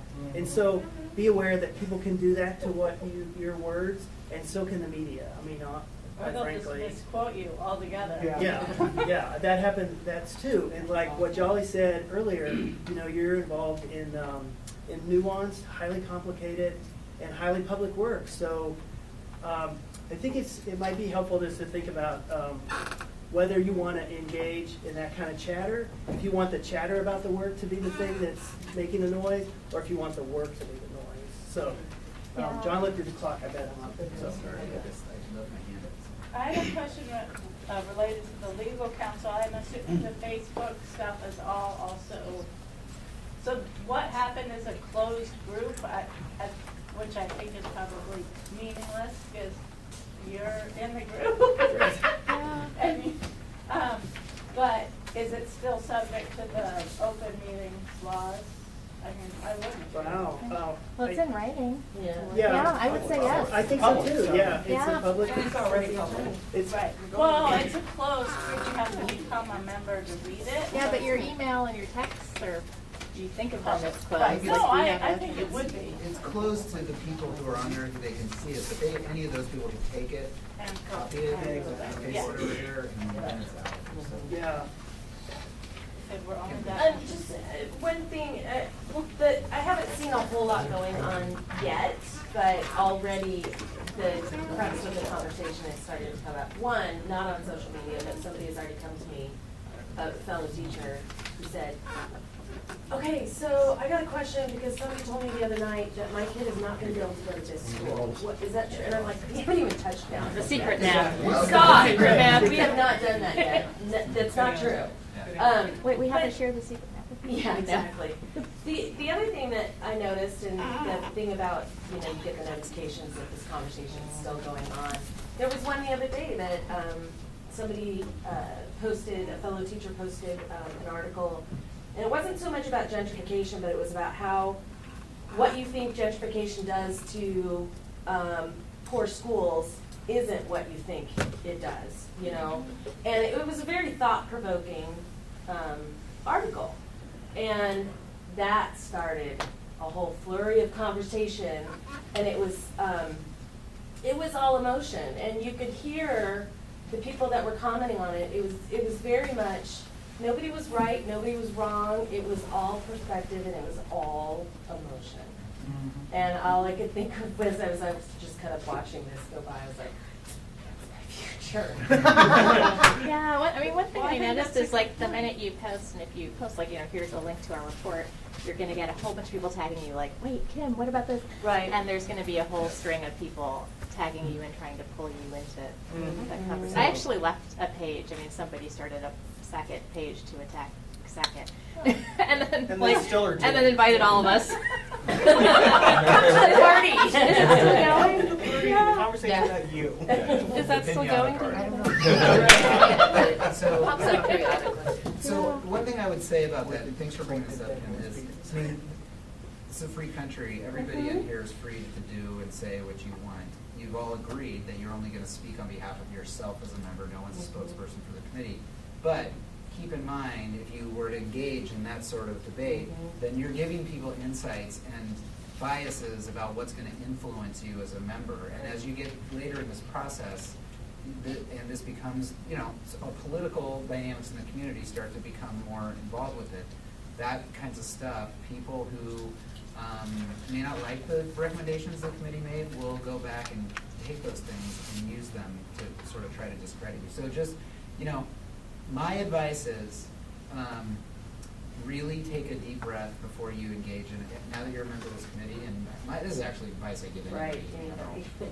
Take a deep breath. If you see something that you think, this is something a D-BRAC member should really be engaged in, you can call Larry, you can call me, and talk it through with us. This is something that in our debrief with Sackett that committee members said they found were very helpful. There were a lot of Sundays where Nisha and I were on the phone talking, or I would text her, and so I would see her starting to post on something. I'd text her and say, I don't know. Yeah, be careful. So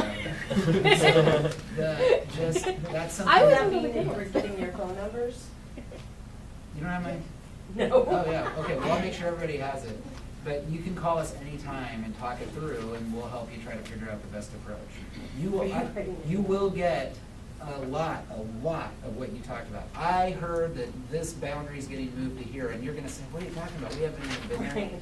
Those are the kinds of things I do think it's really appropriate for a committee member to if you see that on a social media account, to say, hey, I understand people are concerned about this. This is where we are in the process, and we haven't even discussed that yet. And here's a link to our minutes. You know what I mean? And just those types of things are what we would put in the myth-busting category. And that will be a powerful role for you as committee members. Okay? All right? Anything else? No, let's say they have questions.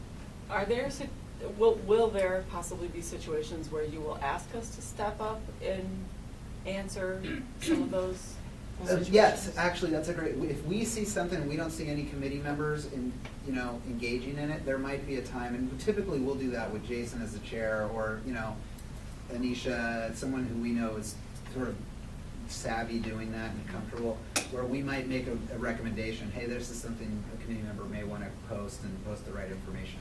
We will not do it that often, because we don't have near the credibility you do as members of a community. As everybody knows, anything we post has a major skepticism than anything that comes from the district. So, and I also want to, Nisha talked about you're going to get your Facebook pages tagged a lot. That's a daily, my existence is that every single day, and I just don't engage in Facebook in professional. For me, it's 100% personal, because if I did, I would never do anything else. So, and you just see it and you say, oh, that's interesting, and yeah. I don't even know what that means, get your Facebook. You'll get, someone will say, I heard so-and-so about D-BRAC. Can we get an answer? Michelle Arns, Kim Wilson, Scott Bailey, Nisha Saxena. They'll put your name. They'll go tag your page. Yeah. All of you will suddenly be tagged. But I don't really have a personal, see, I'm the opposite of you, I don't do anything personal. I don't have no personal information available to anybody about myself, and I'm not interested in using it to communicate with friends, like, it's a purely utilitarian. You can still be tagged. But I can still be tagged, but I didn't know what that meant, like your page, because I don't really have I have a Eventually, there will page, be but there's nothing posts on where it. every member of the committee who has a Facebook page will all get tagged on it. Right. And what that is what Larry's talking about. Someone's trying to bait one of you to come in and post something so they can start having a political argument. Okay.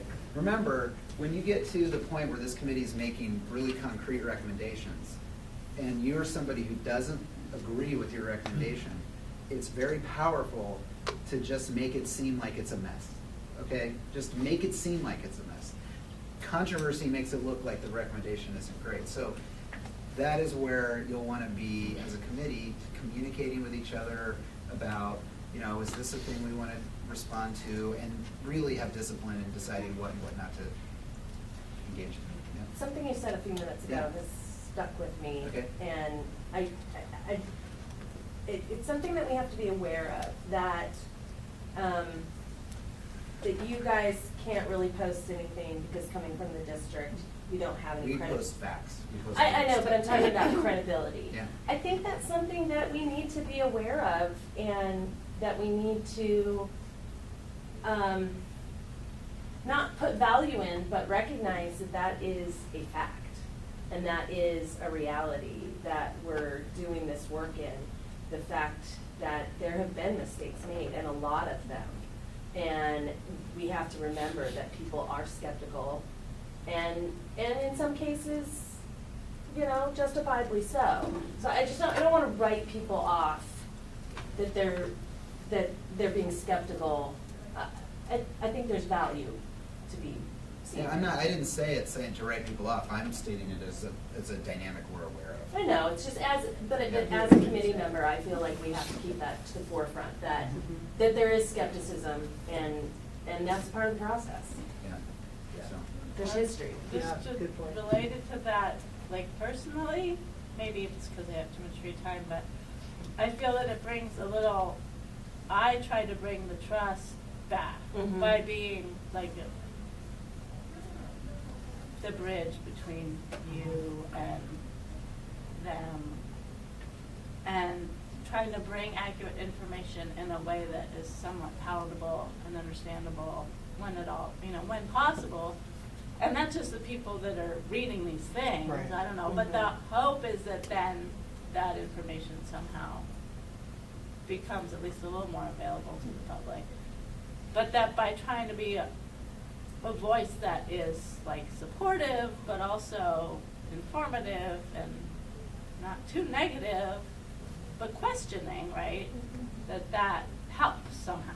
Like, I'm not trying to be a big pain in the butt and making a lot of work for Larry, because he has to sit at his desk and read all this stuff, but, it's supposed to be slightly productive, and maybe and not more productive than counterproductive. But if somebody thinks what I'm doing is highly counterproductive, they should tell me. Nobody said anything yet, so. Well, and I Well, and you'll might know. call a person and say, hey, this is just my advice. I mean, here's my take on the credibility thing. We have a committee, this committee is formed in order to bring credibility to this process, all right? So for what we're interested in is the credibility of the committee. We're not interested in whether we're gaining credibility.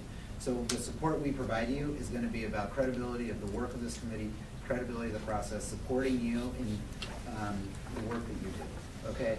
Anytime that we post anything that's from the district, Larry does it, and it's with a link to a policy or an administrative directive to clarify information, and that's what we limit our Facebook posts to. That happened with the thing we were talking about with Michelle, was about distributions of flyers in a school. Larry went on and posted a link to where you can get a flyer approved, because someone tried to distribute a flyer without getting it approved. That's basically what that was.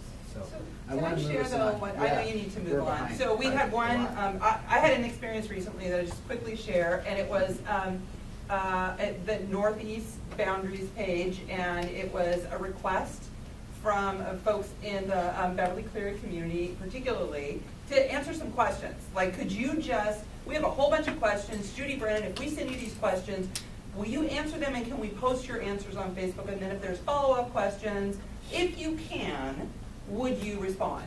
And I did, and I don't know how people took those responses. It was one way to get information back to people, and there were a few times when I did, because I'd get the notifications like, oh, somebody else is talking about this, somebody else, and most of the time, I didn't engage, because as John said, I knew that once I started down that road, that I would have to keep it up all the time, and it's kind of like coloring your hair, right? Like, once you start, it's really hard to stop. That's why I haven't started yet. But there were a couple of times where I was like, okay, this is my bailiwick, and people are spinning, I can tell, in a way that I feel bad about, so let me just clarify, boom, done. So to that degree, I really welcomed the opportunity. It was a very small group of people that were probably engaged, ones that we might have been able to reach otherwise, and if it were in a school where it was clear that there were fewer people who were electronically connected, where there were more families speaking other languages, where there was a lot more ways that that information needed to be shared for it to really be legitimately heard in the community, I might not have done that at all. Or I might have said, you can have it here, but here's how we're distributing it as well. So, which kind of, I think, leads us to other topics that we may get to tonight, which is how do you really work with the whole community, and this is one piece, and that's just one example of where I felt like it was value. I felt like it was an okay use of my time. I don't know how much it helped the community, but it was a way to we just agreed, we're gonna ask you this, you're gonna give us the answers, here's what's gonna happen next. I really appreciated playing within the rules like that. Yeah, you don't always get that, but as we move forward with D-BRAC, there are Facebook pages out there who might be interested in those kinds of things where committee members do some Q&A and the like. So think about that. Yeah. And those are things we'll be more interested in once we get to the fall when the public's really checked into this, okay? All right, I'm gonna move us on so we can get through this and get to the community involvement exercise we're gonna do. So I just wanna give you some real quick tips with the traditional media reporters, okay? And I think we've already had a few instances where reporters have contacted you directly, and that's not gonna be the last time that happens. Everybody in here at one point will get a call. You'll find yourself on the phone with a reporter, okay? First thing I'll say to you, and this is just as a committee member, and as this becomes more high profile, I would advise you that, and everyone here's got to make your own choices. I would advise if you get a call on your cell phone and you don't recognize the phone number, it's real easy these days to go to voicemail, listen to it, and call somebody back. Okay, so that is the surest proof way, the most foolproof way to make sure you're not suddenly on the phone with a reporter that you don't want to talk to. Okay, so and it's up to you. When people have an ethic, I'm going to take every call. That's up to your own decision. I'm just telling you, if you want a foolproof way to never find yourself on the phone with a reporter, you don't recognize the number, let it go to voicemail, listen to it right away, and if it's someone you want to talk to, you just call them right back. So I just wanted to start by saying that. If you do find yourself on the phone suddenly with a reporter, these are really the best practices I advise you. And again, I really operate under First Amendment. It's a free country. Everybody, you guys are all capable of making decisions. We're not giving you any directive of what to do or not to do, okay? But first of all, be polite and be direct. They are not contrary to each other, okay? Sometimes people think if I'm being direct with the reporter, that's really rude of me. Or if to be polite, you have to sort of give ground and let them take control of the conversation. You can be polite and you can be direct, okay? Only talk to a reporter when you're comfortable doing so. Keep in mind, never forget, you can control when you talk to a reporter. If a reporter suddenly has you on the phone and you don't want to talk to them, and my strong advice to you is never do an interview when you suddenly got on the phone with a reporter. You want to do it when you've had time to think about what they're going to ask you, think about what your questions are going to be. Okay? You are never obligated to talk to a reporter. The best reporters will make you feel like it's an obligation you have as a member of this committee to talk to them whenever the heck they want you to. That is not accurate. Okay, you do not have an obligation to talk to them actually ever. That is not an obligation of serving on this committee. I'm sure some of you are saying, I never want to talk to a reporter. Reality is you don't ever have to talk to a reporter. It's not a part of being on the committee. When you look at the description of being a committee member, it doesn't say must be available to the news media. This isn't the NFL. Okay, so you don't ever have to talk to a reporter. Okay? So if you don't want to, you can just say, hey, thanks, I'm not comfortable talking to you. I'd really appreciate it if you call the communications office at Portland Public Schools. If you are someone who thinks that you're comfortable, you would like to talk to a reporter, or you feel like it is an obligation and that's your view, again, my advice is to say, hey, thanks for calling. This is not a good time for me. I'd really prefer if you set up an interview with me through the communications office at Portland Public Schools. Or if you don't want to go through us, that's what we would prefer. Say, can you call me back at this time in an hour where you have a chance to get it? Is that the CIPA? Yeah, Community Involvement in Public Affairs. What does that look like? Like you're there with me and the reporter? No, we'll just help you prep for it. We often know that reporters are calling. You guys will get information. You guys will get emails from us more frequently as we get into the fall where we know they're calling around. So you'll get an email to the whole committee that says, just a heads up, committee members, so-and-so reporter from so-and-so publication is trying to reach all of you. This is what he or she is asking about. This is what he or she is, the angle that we think they're taking with the story. If you're contacted, our advice is for you to refer them back to us. But again, everybody here can make your own decisions. It's not, you're not obligated to talk to them. You're also not obligated, to have it go through us. Okay, that's your call. We would prefer that you refer a reporter back to us, but that's up to you. Okay, and some people will want us to come, and we get asked often. It's a big part of my job, is to sit with people when they're doing an interview because it just helps people be more comfortable. I'm also, practicing cutting interviews off and getting them done so you don't find yourself on the phone getting asked the same questions 4 times in a row so that you can contradict yourself and then suddenly you find yourself in Okay? Keep operating protocols in mind. My advice to you is you tell a reporter, I cannot speak on behalf of the committee. Any interview I do with you, I'm only speaking on behalf of myself as a committee member. Just say that straight out. And up front. Okay, yeah. Just say it. Okay? Be honest. Okay? This is like an unwritten rule of working with the reporter. Never, ever, ever, ever say something that's not true to a reporter, because Like your parents always found out when you were a kid, they'll find out, and then you're in big trouble when you don't need to be. So always be honest. I know no one has a problem with that. And then the last thing is, do not get sucked into engaging in speculation, okay? Because that's when things will start to go bad, all right? And they will try to get you to do that. But real quickly, let me just tell you what might happen to you. Reporters, when they call you and you're on the phone with them, unless you specify otherwise, you are on the record. Every single word that comes out of your mouth is on the record and can be quoted in the paper, okay? And when I mean specify otherwise, there's two other things you can say. They may say, well, okay, you don't want to talk to me, but how about we go on background? Okay, a reporter will say that to you. How about we go on background? And what on background means in the business is they can't quote you directly. If they're on background with Hector, Hector cannot be quoted directly, but they can say a committee member said da-da-da-da-da-da, and quote what you said without your name. That's on background. Or they can report the information you gave them without attributing it to you, okay? And so a reporter will try to get you on background, and then suddenly you're reading, another committee member's reading a story going, man, why did a member say that? And not know who it is, and now trust starts to break between you. The next level is off the record, which is you can tell a reporter anything you want. They have to go verify it with somebody else. They cannot use the information you gave them. They'll try to get you to go off the record so that they can start building information for their story. My advice to you as committee members is do not get put on background, do not go off the record. Just operate assuming you're always on the record. Take a deep breath and say, hey, call me back at this time, or please go through communications. Okay? That's it on the traditional open press. Does anyone have any questions or comments about that, or want to share a story? So I think I just think it would be valuable to give everybody yours and Christine's number. Yes, Yeah. okay. What you know what we'll do? Is we're going to do an exercise next on community involvement. While it's happening, I'll type it up here and put it up on the screen for everybody. Okay? Does anyone have any questions about media? As staff, right, who gets contacted by the press somewhat regularly, one thing that I always do, I don't always answer a question at the time. Sometimes I say, call me back. Sometimes it's something real quick and simple.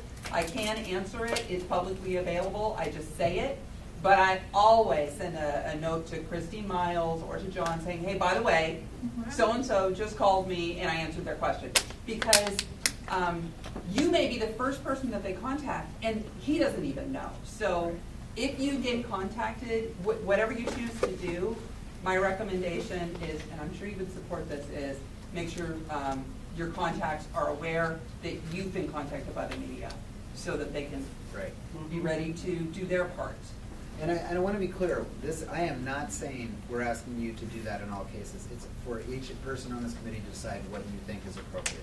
We think we can be supportive to you. We think we can help you be in the best position to have a successful interview.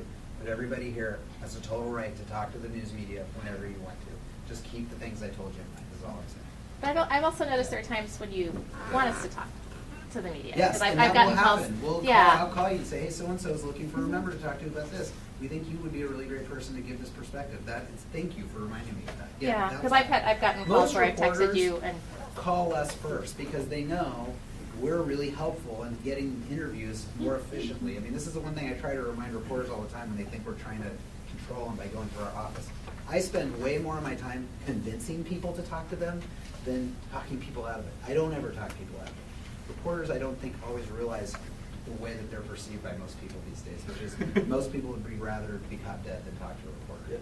And we have to spend our time convincing people that it's a good thing. This is a good thing. We need this to be public. We need people to know what we're doing.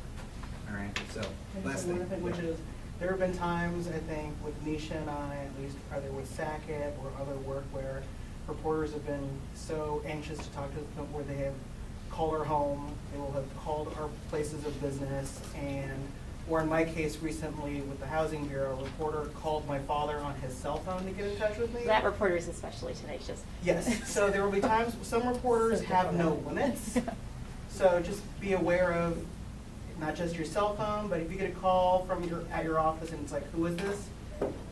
You have the special right, you don't have to return your phone call. So there will be times if they want a key quote for something, they will do at times whatever they think is necessary to get an answer. All right, and by the way, if a reporter is contacting you in a way you do not want them to, you should feel completely empowered to say, please never never try to reach me at this number. This is not the number. Or leaving numbers on my. This is the number. Phone If you on my wanna reach door. me, this is the number to call. Or if you want to reach me, I'm not going to talk to you unless you go through the community involvement office. So unless they call me, I'm not talking to you. Those are all things you're empowered to say. All right. We just had an instance where probably the same reporter we're talking about went to one of our principals' homes unannounced on a Sunday night. Okay, and I took that up with that reporter's editor. Yeah, this is Okay. someone who covers like the city hall, Yeah. and the housing stuff. All right, I'm going to move us on because we're behind. Yeah. I He's think, not. you know, one of the things I've appreciated is figuring, like, I have a pretty stock answer for getting off the phone. Like, I know how to end it. So it's helpful to figure out, like, if it's going in a direction or you think it's redundant, like, get that pat phrase that will know when you get off the phone. Is it, or. At any time. Anytime. You know what you say? You say, It's helpful. hey, Laura, so Laura Fraser, Oregonian, really nice person, we love working with you. Hey, Laura, you know what? I gotta go do my next thing, thanks. And you can just hang the phone up, okay? Just cut it off. You say you're done, you're done. That's another reason to work with us on an interview because Christine and I are very, very practiced in just ending an interview. We'll hear when suddenly you're getting the repetitive question that you've already answered and say, okay, hey, thanks for your time. It's just so, not everyone's comfortable doing that, we are. So we have a lot of staff here who just won't do it unless we're sitting there because we just will give the agreed upon time and then cut it off. Okay. Another experience that I had Yeah. once, actually, and this is on the school stuff, is someone, I mean, if you are engaging on social media, you can get a question from a reporter saying, hey, I saw you post on Facebook X, do you want to comment? And, you know, trying to link it up with other more controversial things when you were trying to be as uncontroversial as you could be. So in the spirit So, of practicing yeah. cutting So people off. are. I know, Yeah. we're behind, we're not, I'm worried. All right, so. Okay, moving on to the next discussion. What I have handed out to everybody, because we're going to do a quick exercise, I think we can still get it in, where we want to have everyone here give your input and brainstorm if we are to do additional community involvement activities than just the survey, which we've heard some members of the committee express an interest in the month of April and May, which is when we could do it and keep us on timeline, what that would be. Okay, what would it be, who would we be engaging and why, all right? But before we did that, I wanted everyone to look at the stakeholder participation process and levels of engagement that we use at the district. Okay, these have actually been officially adopted by the district, and it's something we do when we're gonna go do a community involvement process, and we feel like we need to clarify how we're engaging a specific stakeholder group or a parent community at a school. We'll let them know how we're doing it, okay? And so they go from, you know, a very basic one, when we're here to tell you, give you information and answer questions, and that's important. And we do more of that than anything else in the district. We show up, we say, hey, we're here to answer questions and inform you about what's happening. And it goes all the way up to empower, in which we tell a community, you get to make, our stakeholder group, you get to make the decision, okay? We are not the decision makers, you are, okay?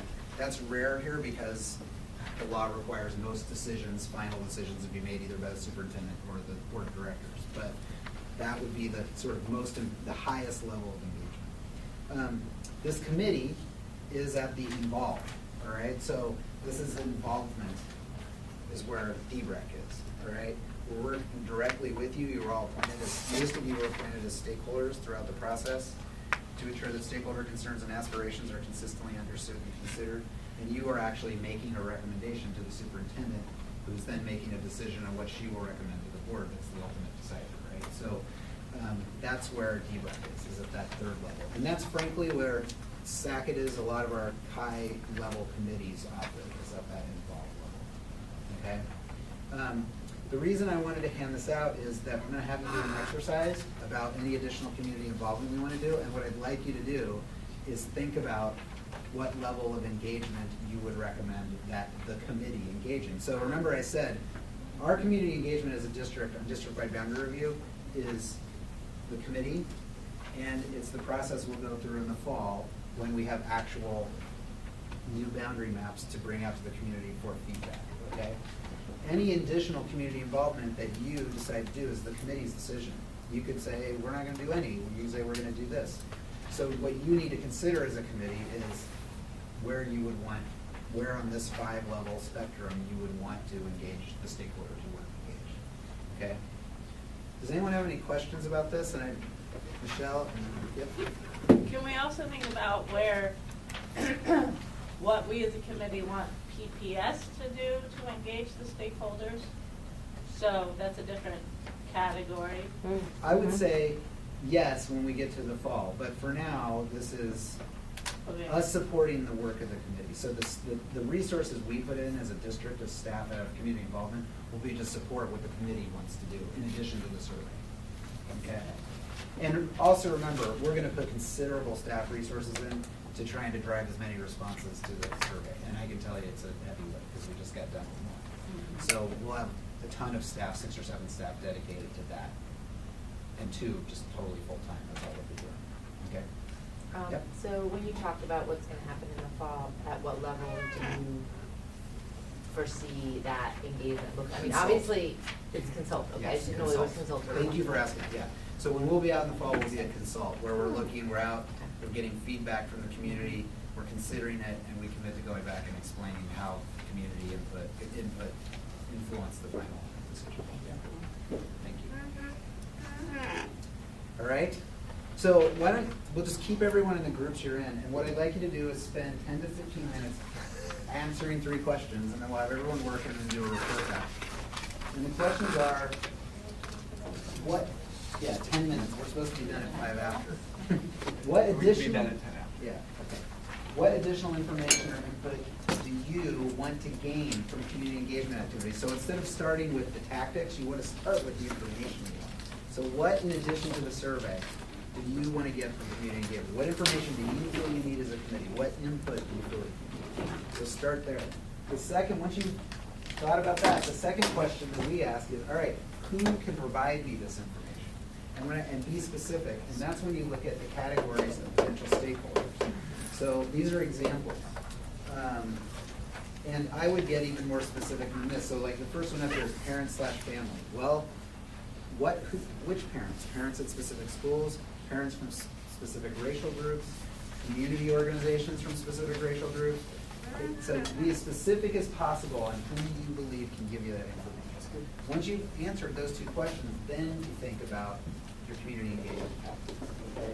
So when you think of that audience, the information you want, what engagement tactic would work to get that information from you from that group? Okay, and you may not even be able to answer that, and then that's where we can come in and help out. So a lot of times, for example, when we know we need to do engagement with communities of color or immigrant communities, we need to work with a stakeholder or a community-based organization that has credibility with that community, that understands how to engage it better than we do, and then we'll work with them to develop the right tactics. Okay? So do this as best as you can. What this is going to allow us to do and me to do is get the sense of the whole committee, and then we can come back with a recommendation on what would be additional community engagement activities in April and May. Yes? So, I don't know if I want to say this now or wait until later. I have a different view of how you use this. And Judy and I went through this in the Jefferson cluster study. Okay. I think the district's job and our job is to try and find a way to engage folks at the highest level appropriately. So I'm just going to say that for people to think about when we're doing this. It's not just a static, well, we're just going to get information from you. To me, my job is to say, so if we're going to involve ERCO, just as an example, I'm going to find a way, what's the highest level that we can engage them in this process. So I'll just say.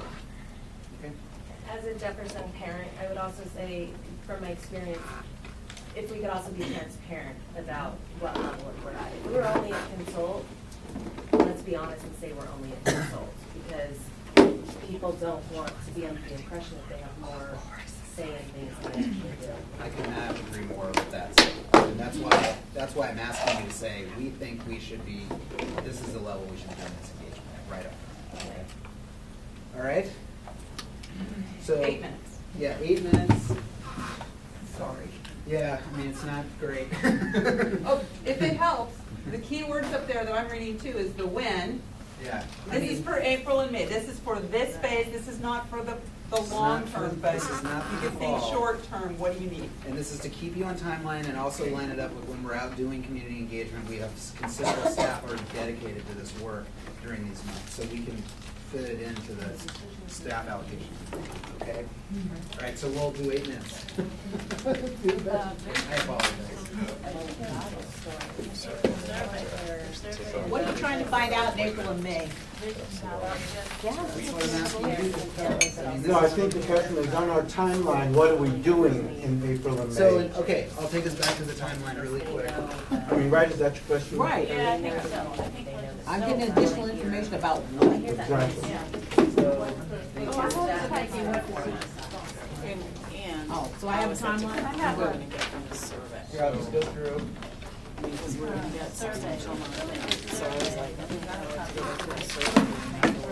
So, remember, the committee will work during April and June to recommend a framework for making future boundaries, the values-based. Okay, that's what we want to know. So the survey is a lot of values questions that's really targeted to help you make those recommendations.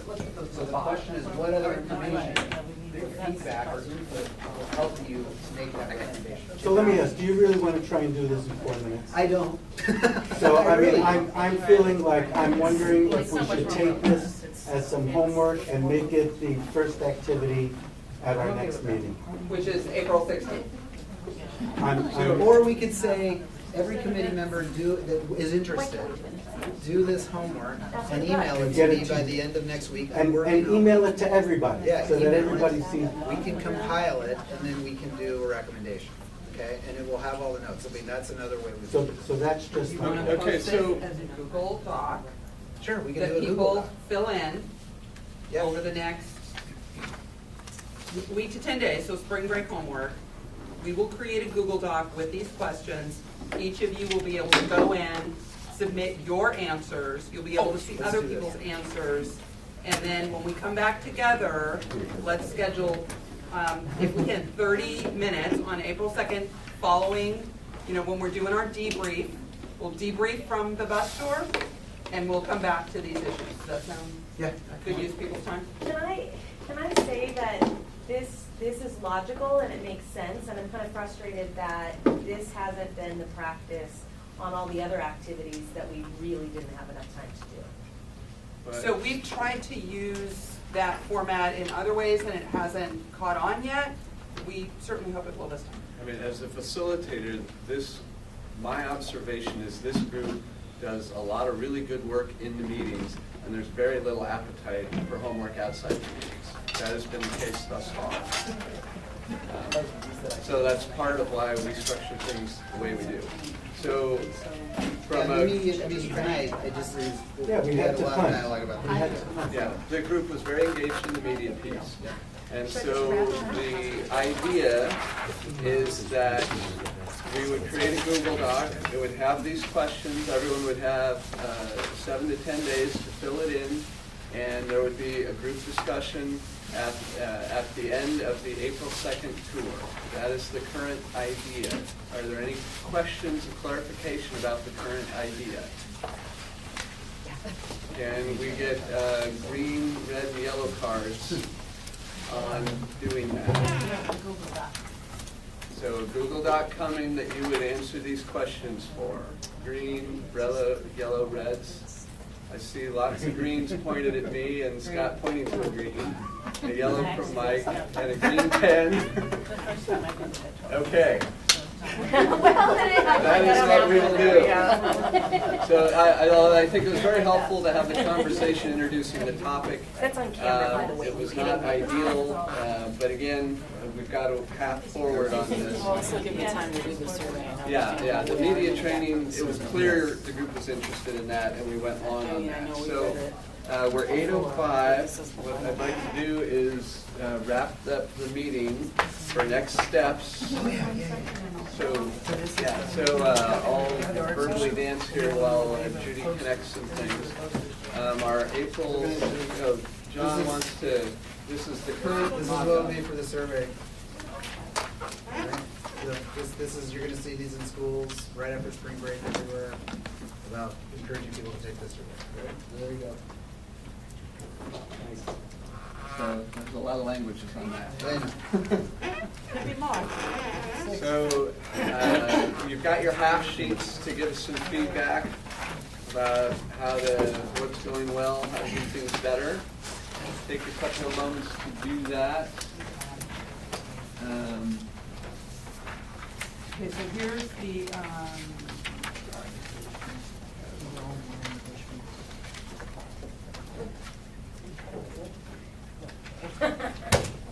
so we've got,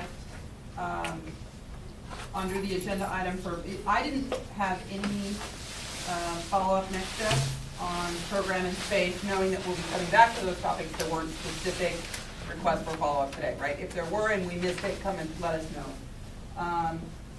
The social media training, you're going to have contact information for the SIPA staff here, Community Involvement and Public Affairs staff, at the ready in case those pesky reporters come your way. And you also have articles to read if you haven't yet. There are hard copies here if you want to take them with you. This is my note that I wrote on the Google Doc posted tomorrow with questions about community engagement. We will schedule a time for review after the bus tour on 4-2. Yeah, oh, and Janet made copies of those, the summaries of the exit slips from last meeting that were not in the packet before. Again, I apologize for that. And we'll schedule a photo for the group, potentially at the April 16th or one of the May meetings. Follow up on the public records law. If you have something you've written that you're concerned about, contact Jolly. Her email is on the email that went out with that information, but if you need it, feel free to contact any of your meeting folks. We'll get it to you. Oh, thank you. And you may have said this, send everybody John and Christine's phone number. Yes, that was the first one. It's really hard. We're okay to begin at 4:30 on our April 2nd neighborhood tour. The cluster-based group that had volunteered to be a part of that group, if you can stick for a minute and we'll coordinate our schedules at the end of that. What else for follow-up? I guess you'll find out. So let's take another 3 minutes to write down anything you want us to know on your half sheets. And finish these cookies off. Or think about your last. Oh, yeah. I don't know what that green stuff is.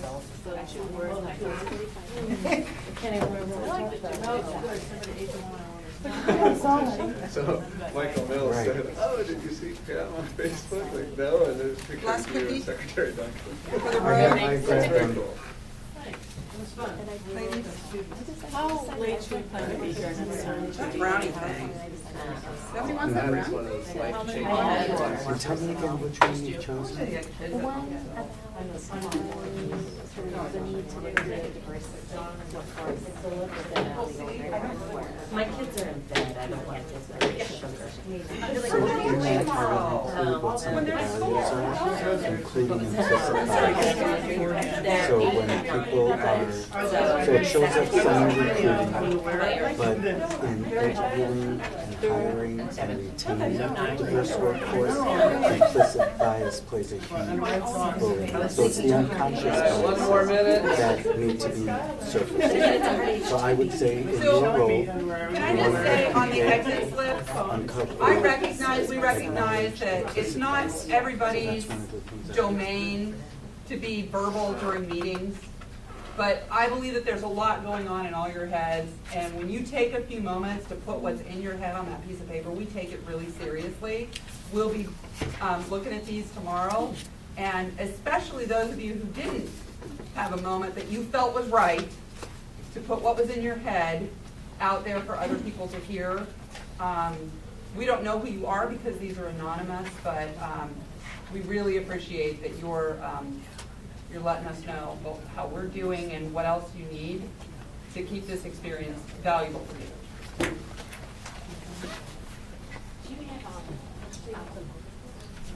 Yeah. So, Jason, are you, any last thoughts before we adjourn? 2 words? We can do 2 words if we want. Oh, these ifs. What he said is he doesn't want to. Well, no, actually, what I noticed is what wasn't said last time I did it, right? There wasn't this rush to do it. I don't think the group needs it now the way they did a few meetings ago. All right, adjourn us then. So So we're adjourned, so